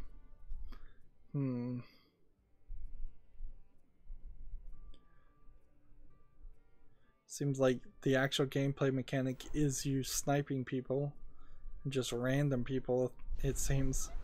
Not even military combatants. That'll be interesting. Play as a sniper for a paramilitary organization. Oh wow, there's like a gun targeting element when you fight real military people. So there's a couple different ways to play this. You're talking to a drone or fighting a drone. Long days gone. I'd say keep your ears open for more reviews on this. You can't really tell. Like, this could just be bad. There's certainly many scenes here that look like they're poorly animated and look like an RPG Maker game. Or it could be something great. It seems like it's the first game ever made by the developer.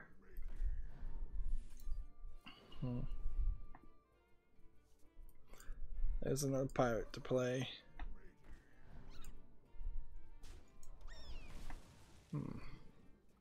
Yep, but that's definitely not a game I can put on my wish list to get.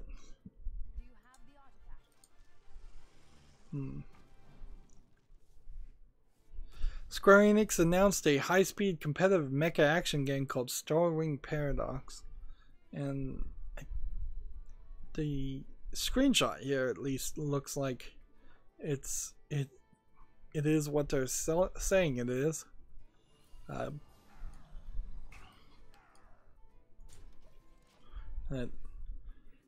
don't know if I really want to play a high speed or a slow speed. I guess more than anything I would want to play a high speed mech action game than a slow speed one. It's your standard Gundam style looking game, as far as I can tell from the few pictures they're showing. I haven't really seen too much of a visual interface. Yeah, it seems like there might be a little bit busy with a very large map on one side and a communication screen on the other side, and a health bar at the top.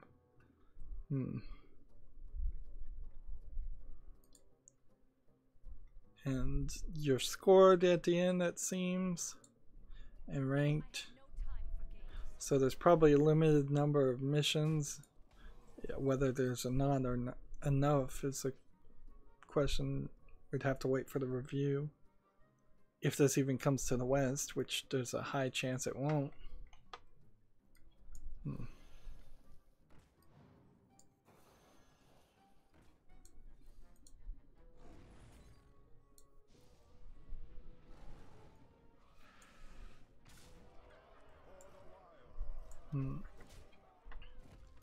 Apparently it was designed for arcade gameplay originally, because they've got a picture here of a full arcade mech pilot seat that you're sitting in that rotates, and there's foot pedals and controls on both hands, and that actually looks like an interesting arcade game to play at least once in your life. Yeah, but I can't say too much about it until I know that it's coming to the West. We already talked about this game. The game The Forest is going to leave early access this April. The Forest looked like an interesting game that had a lot of Minecraft style stuff put into it, and I should just hit that. Shouldn't I? The problem is with the Minecraft stuff, it seemed like it was too much to focus on the actual story. I never saw anybody so far review it or say that the story is done. Maybe when it comes out of early access, they'll put the final version of the story in it, and there is some kind of single player experience that's worth playing in it. But I imagine it's just another one of those YouTube pandering games that has long since lost his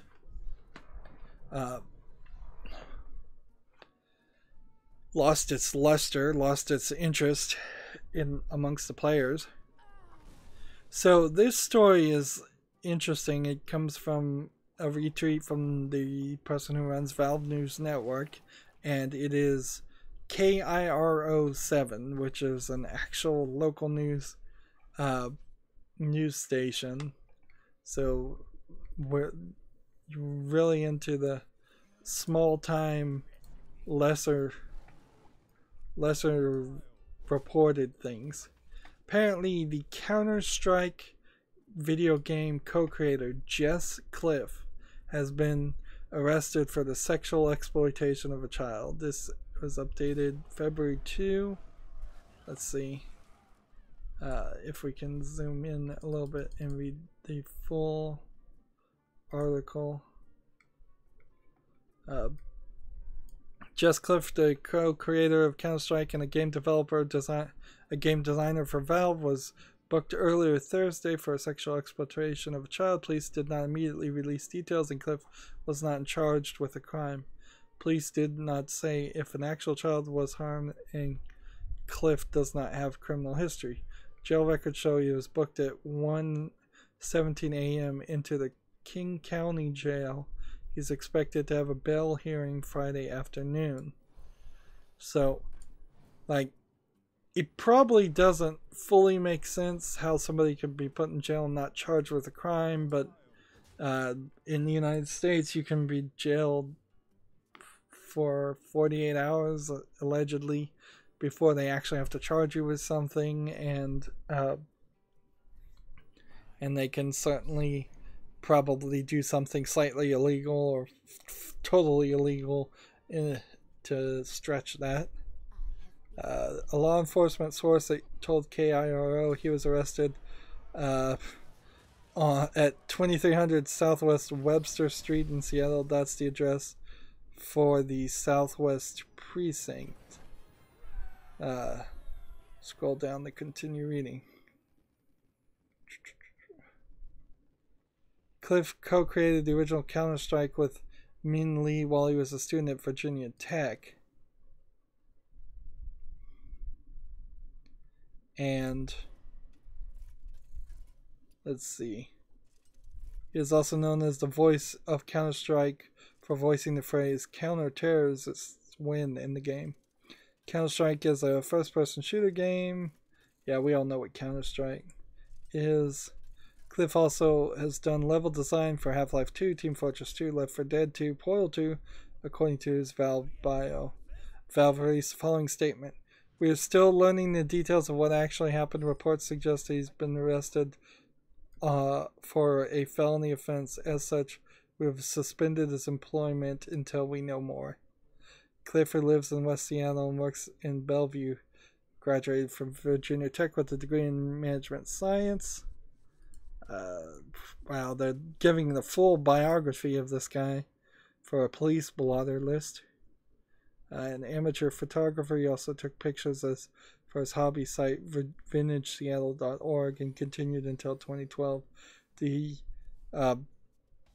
site posted high-resolution photos of old Seattle, and Cliff posted modern-day photos with his Canon ES200 digital rebel. Man, you're really going to give a shout-out to his photo equipment?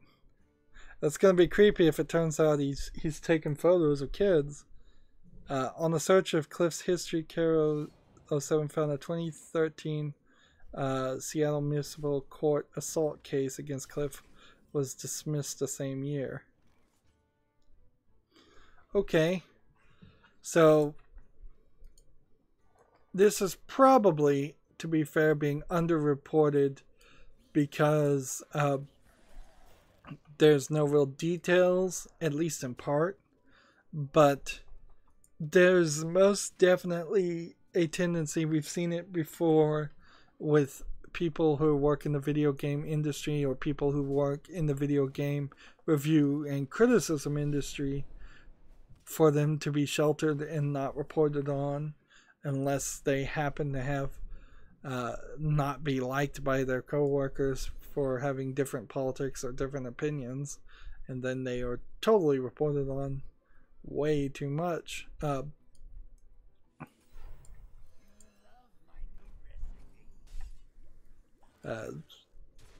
There was certainly a case that never got fully completed or reported about one of the Kotaku people earlier in 2017.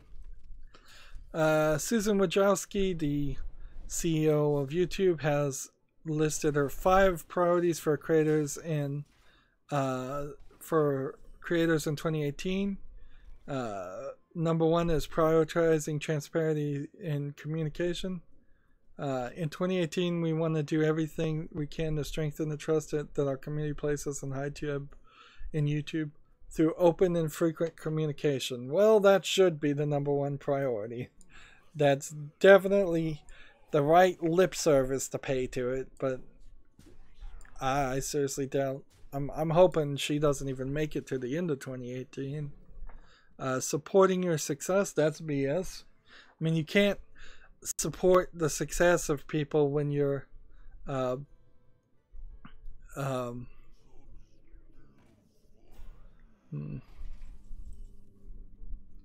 when you're kicking out all the small YouTubers. I just don't agree with that at all. Like, I've made it probably 4 hours now without even mentioning that, so I'm finally like not bringing it up every stream. But yeah, in 2017, it says the number of creators making 6 figures a year grew by 40%. That's not, like, 6 figures a year is $100,000. I would prefer it to have not grown at all, and then the same amount of money ended up in more hands. We don't need to create a 1% of wealthy people in YouTube like we have everywhere else. They want to give people more ways to engage with the videos. We'll see how they actually do that. They want to tighten and enforce their policies.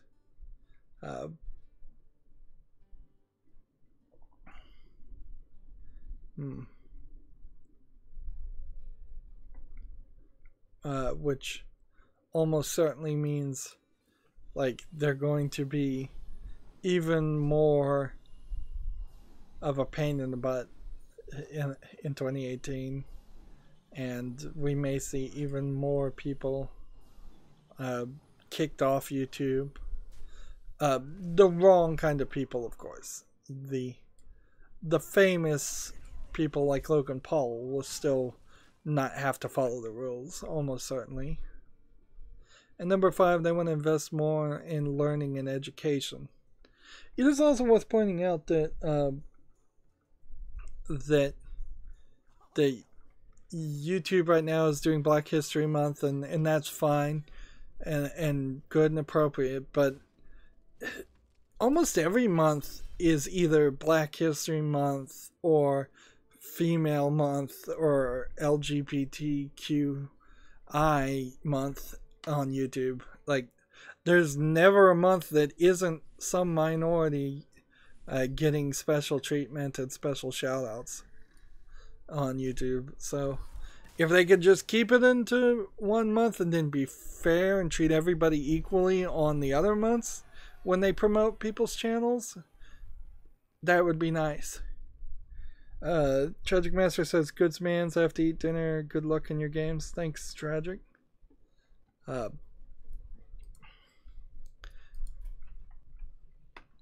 So I can now go back and look at what our quests are.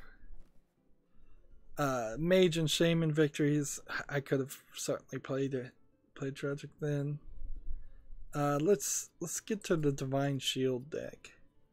I'm gonna have to make a pirate deck because there's no pirates in that deck at all.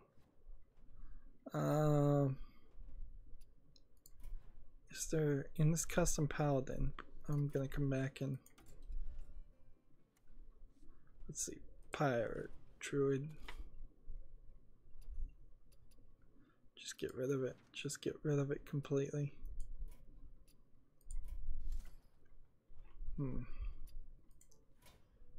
Druid, wild, this, pirate.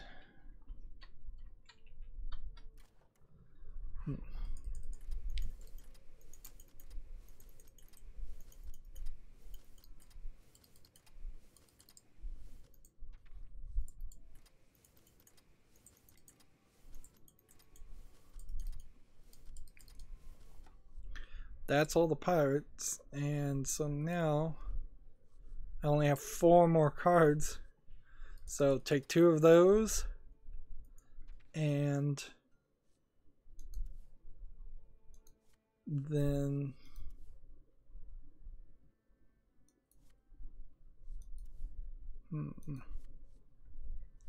what is that? Where's the one that gives us mana crystals?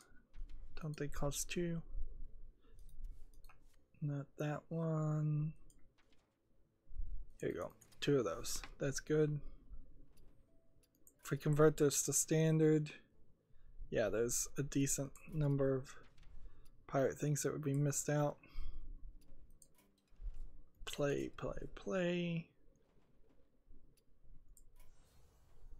Just play casual, on wild, there, and go.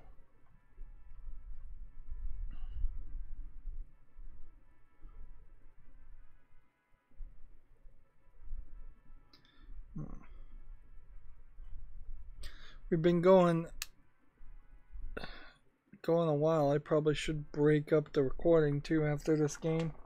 I was thinking, hoping that we would just go, I would finish all the news, but apparently not.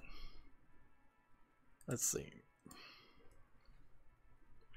I'm tired of talking about Rainbow Six Siege. There's an outbreak event that will bring alien parasites and 3 new PvE maps. That's all I really care about. Apparently Ys 8 is much better now according to Kotaku. So they put out some patches or something. And close that. And I want to play Ship's Cannon. Let's get rid of this one and get rid of this one. And do that.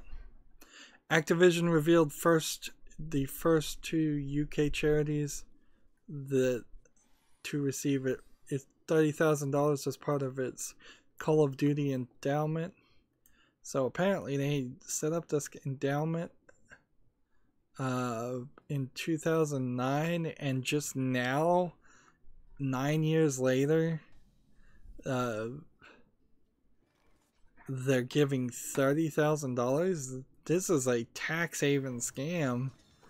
Clearly, like you don't donate you don't donate any money for 9 years, and the first amount you're giving is $30,000. Let's see. They're saying that this endowment identifies and funds the most effective and efficient organizations that assist veterans in finding high quality employment, and has placed more than 43,000 U.S. veterans into full-time employment. So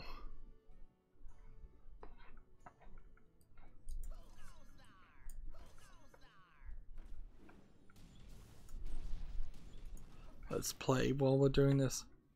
Like, am I getting something wrong here? Like,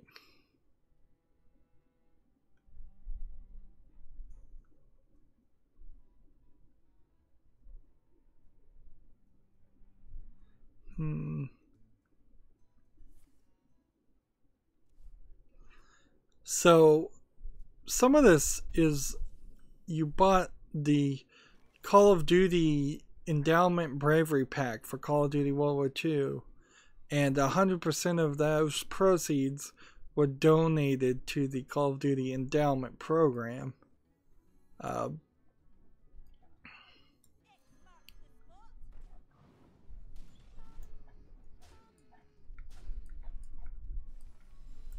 So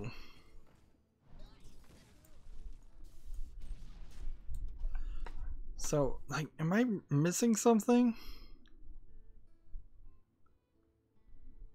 Like, am I misreading something here? Like, the numbers are not adding up.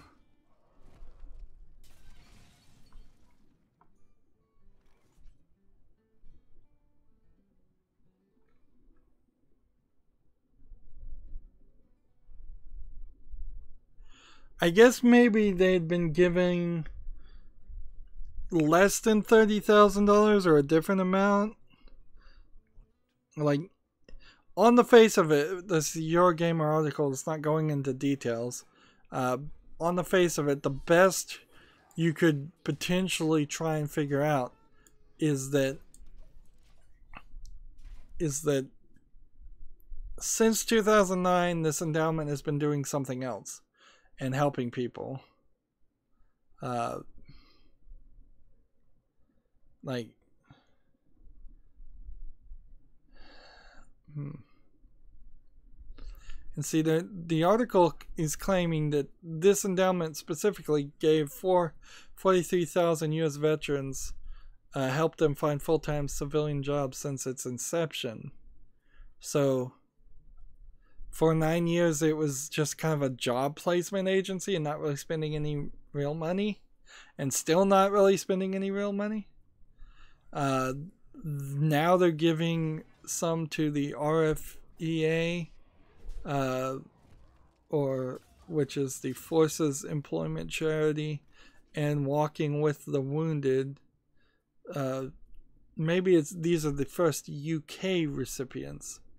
Since this is a Eurogamer article, they're looking at it from a European standpoint and not explaining themselves very well. So Activision, hopefully, one hopes, seems to actually have been doing something for 9 years, but they decided to include some European companies, or UK charities, and because of that, a special article was written. It still seems pretty slimy, though, that you're asking your players to buy card packs to support somebody. Like, on the face of it, I'm using that phrase too much today, but if you can't donate money to a charity directly, it's because you don't have access to a credit card, probably. But you can buy card packs. It's because you're a kid whose parents have put their credit card into the software.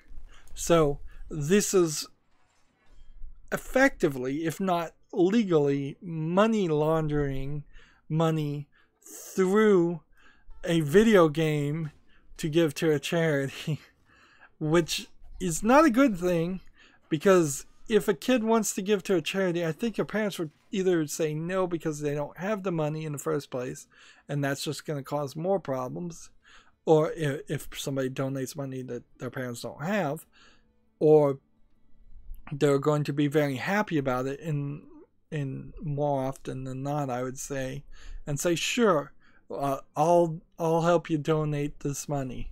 But for a video game company to take it out of the parents' hands, which that is the only reason this makes any sense at all, is that you're literally just taking donations and the decision to donate to a charity out of the hands, and you're probably out of the hands of the parents and putting it in the hands of kids who shouldn't probably be donating. Also, you're probably playing on their emotions, which is not a good thing. Like, this whole thing seems slimy. It would be like if a beggar was standing right in front of Chuck E. Cheese, which probably does happen, or any kind of kid-oriented, you know it's mostly going to be kids area. It's just slimy and wrong. Apparently, Mario Kart Tour has been announced, so it's coming to the App Store. I'm not sure if it really is going to be a racing game or just some other weird Nintendo spin-off. Let's see.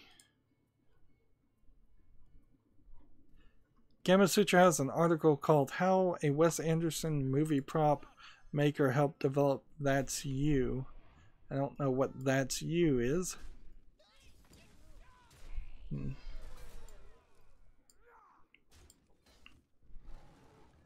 And this video doesn't seem like it's going to help too much. It seems like it's a cell phone game of some sort, some kind of party cell phone game where you take pictures of people and then you draw things on top of them, and then people guess who drew what.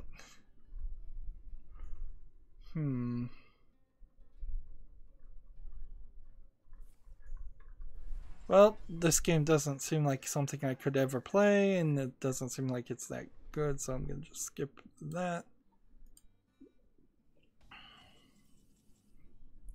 The game Fate Excel Link won more of the ever-growing Fate series of animes, mangas, and everything else. Visual novels, radio dramas, I'm sure.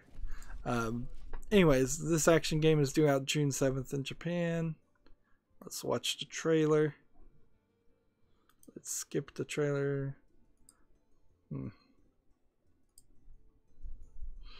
The Fate series is a problematic series in the first place. It's well, the action game does look like an action game of some sort, so but you really have to at this point it's so complicated and convoluted, and it's probably not that well written from what I can tell. You would want to just ignore the story completely and see if you can have fun with each individual aspect of the Fate series. It's coming out for the PS4 and Vita. And then I just saw a bunch of characters run around. I didn't see anybody actually fight anything. Still didn't play enough pirates. Something going on here. Oh, I see what's going on here. I'm an idiot. That doesn't say pirate, that says priests. Ah, my goodness. I am an idiot. I am such a fool. Custom priest. How are you full of priest cards? You are totally full of priest cards. We're gonna have so much post-game show. So much post-game show.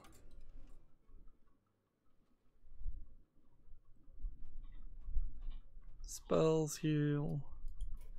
It's custom priest. Just now known as priest. And play. Digimon Re-Arise has a teaser trailer. Let's look at this and see what kind of game it is.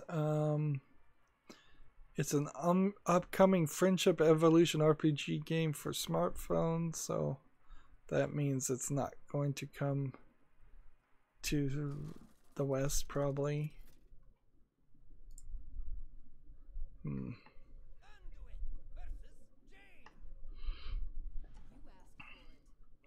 I guess that is part of the problem with Pokemon Go, is the fact that you're not really controlling your Pokemon. Like, in the sense you're not transferring your Pokemon from the latest Pokemon game to your Pokemon phone account where you can talk to them and feed them and care them and maybe even have them fight on some pre-built battles and train. If you could take some of the grind out of any RPG and put it on a cell phone, that would probably help a lot of people. And I'm at the Humble Bundle still, and there's a ton of job listings that I guess we'll cover Monday. The Rockstar bundle is here. I would still very happily take the $1 level of the Rockstar games, or the now above the average of let's see, of $9.88 for the second tier. Still mostly works for me. Like, I don't need Eleanor or Bully Scholarship Edition. I already have them. So if somebody were to buy those bundles, those keys would not do me any good. I also don't need the Eleanor DLC bundle for the $15 level, but GTA 4 and GTA episodes from Liberty City and Max Payne 3 all are things I don't have. So, yep. The $1 bundle alone, though, would put me under a decent level in which I could, let's see how we can do this. Play this, grab this, kill this, and kill this. Just keep playing these cards. I may actually have Manhunt anyway also, but I certainly don't have any of the GTA things. And when Steam, I'm almost certain has a GTA bundle, and if I get some of the games in that GTA bundle, then the GTA bundle gets cheaper when there's a Steam sale. And I'm slowly working my way on several bundles to turn them from bundles that would normally cost like $150 or more to bundles that are only a more reasonable $60 to get a significant amount of games. Let's see. Let's go back to Twitter now.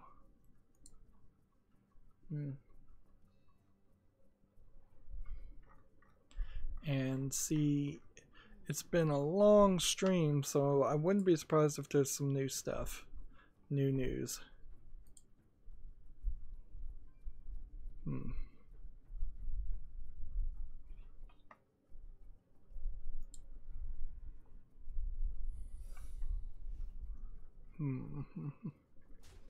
Start scrolling down Twitter once it loads.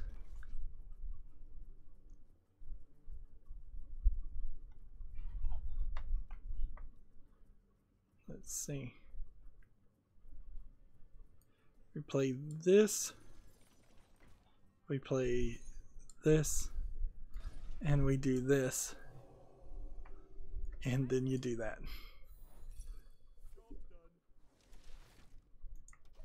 In the turn.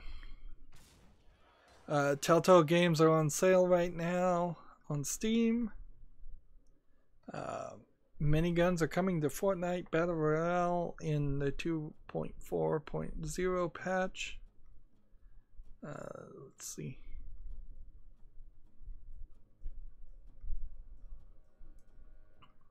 PlayerUnknown Battlegrounds details the long-awaited new anti-cheat measures. We'll leave that for Monday to see if they actually detail anything other than they're going to disable Steam family streaming. I think that was what they were saying. They were going to disable the streaming part, not the family sharing part. Gosh, that'd be awful if they just said, well, you can't share this game with your family just because. Well, this guy's gonna clearly kill that guy.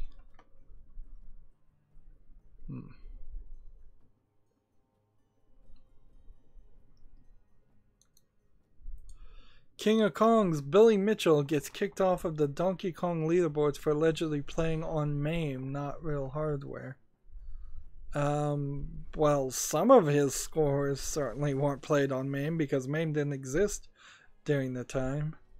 But if that's what he's been doing lately, yeah, I could see that why that would get him kicked off.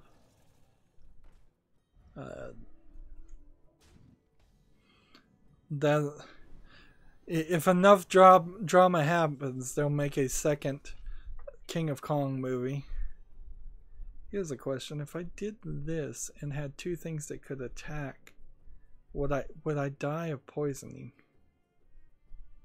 I guess this is worth an experiment.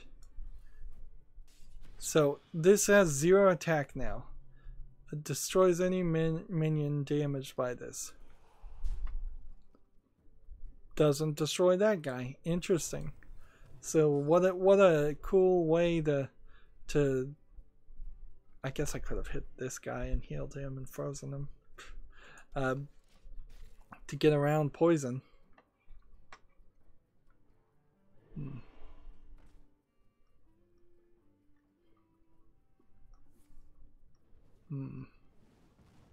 Just continue scrolling down Twitter. Yeah. There is a possibility, it seems to me, that all of the speedrunning industry is like going to fall apart just completely. There's been some slight problems with Awesome Games Done Quick being very authoritarian, and Summer Games Done Quick same thing, and getting too big and being controlled by probably the wrong people. And the leaderboards for speedrunnings, Twin Galaxies, has always been a little fishy and a little awkward, and the ability to cheat has always been a little too easy. And I could just imagine that, like, it gets a terrible reputation, like video games had that terrible reputation before Nintendo came in and straightened them out and took massive control because they could and held people to standards. Gamasutra has a blog, Kickstarter and Games in 2017.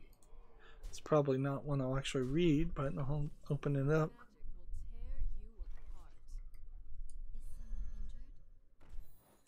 Whenever a minion is healed.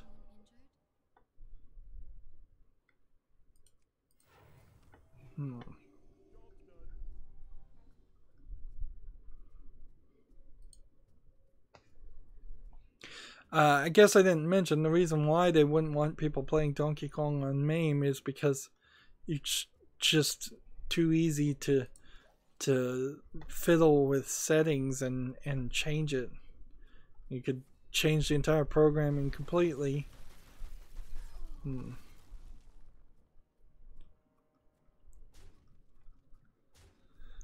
Of course, if you've watched the documentary for King of Kong, it seems like you could probably fiddle with the old hardware too.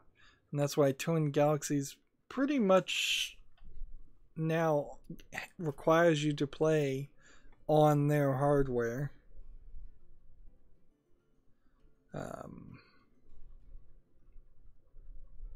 Here's an article that might be a follow-up later. Just gonna scroll down Twitter. There's gonna be a ton of post-gameplay show here. We need 2 victories with the mage. We need to play 35 more priest cards because of my stupidity, and 7 more divine shield things.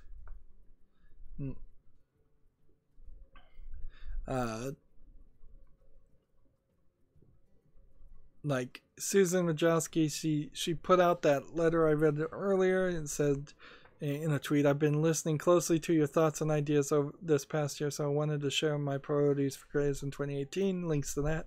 And then her follow-up, 2 hours, she said that 23 hours ago, and her follow-up, 2 hours now, is thanks for your thoughts on my letter. I'm reading your comments and feedback and will update the progress of these priorities. And, like, everybody's mad at her. Everybody's hated her. And you'd think that California people who seem so obsessed with making everybody happy would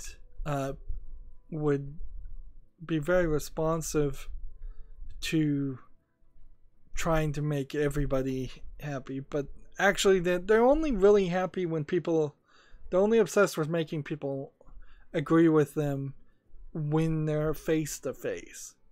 I don't know why that is the case, but if you put two California people in the same room, give them a topic, they will talk in circles to agree with each other. If you try to have the exact same conversation via email, via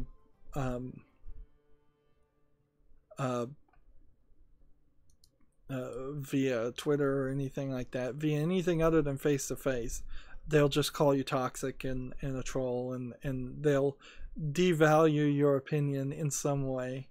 But not just California people to do that. I suppose there is a reinforcing factor that you can always have somebody in the office next door to you who will agree with you in your opinion and reinforce anything you want to believe, whereas anybody with a differing opinion is far away.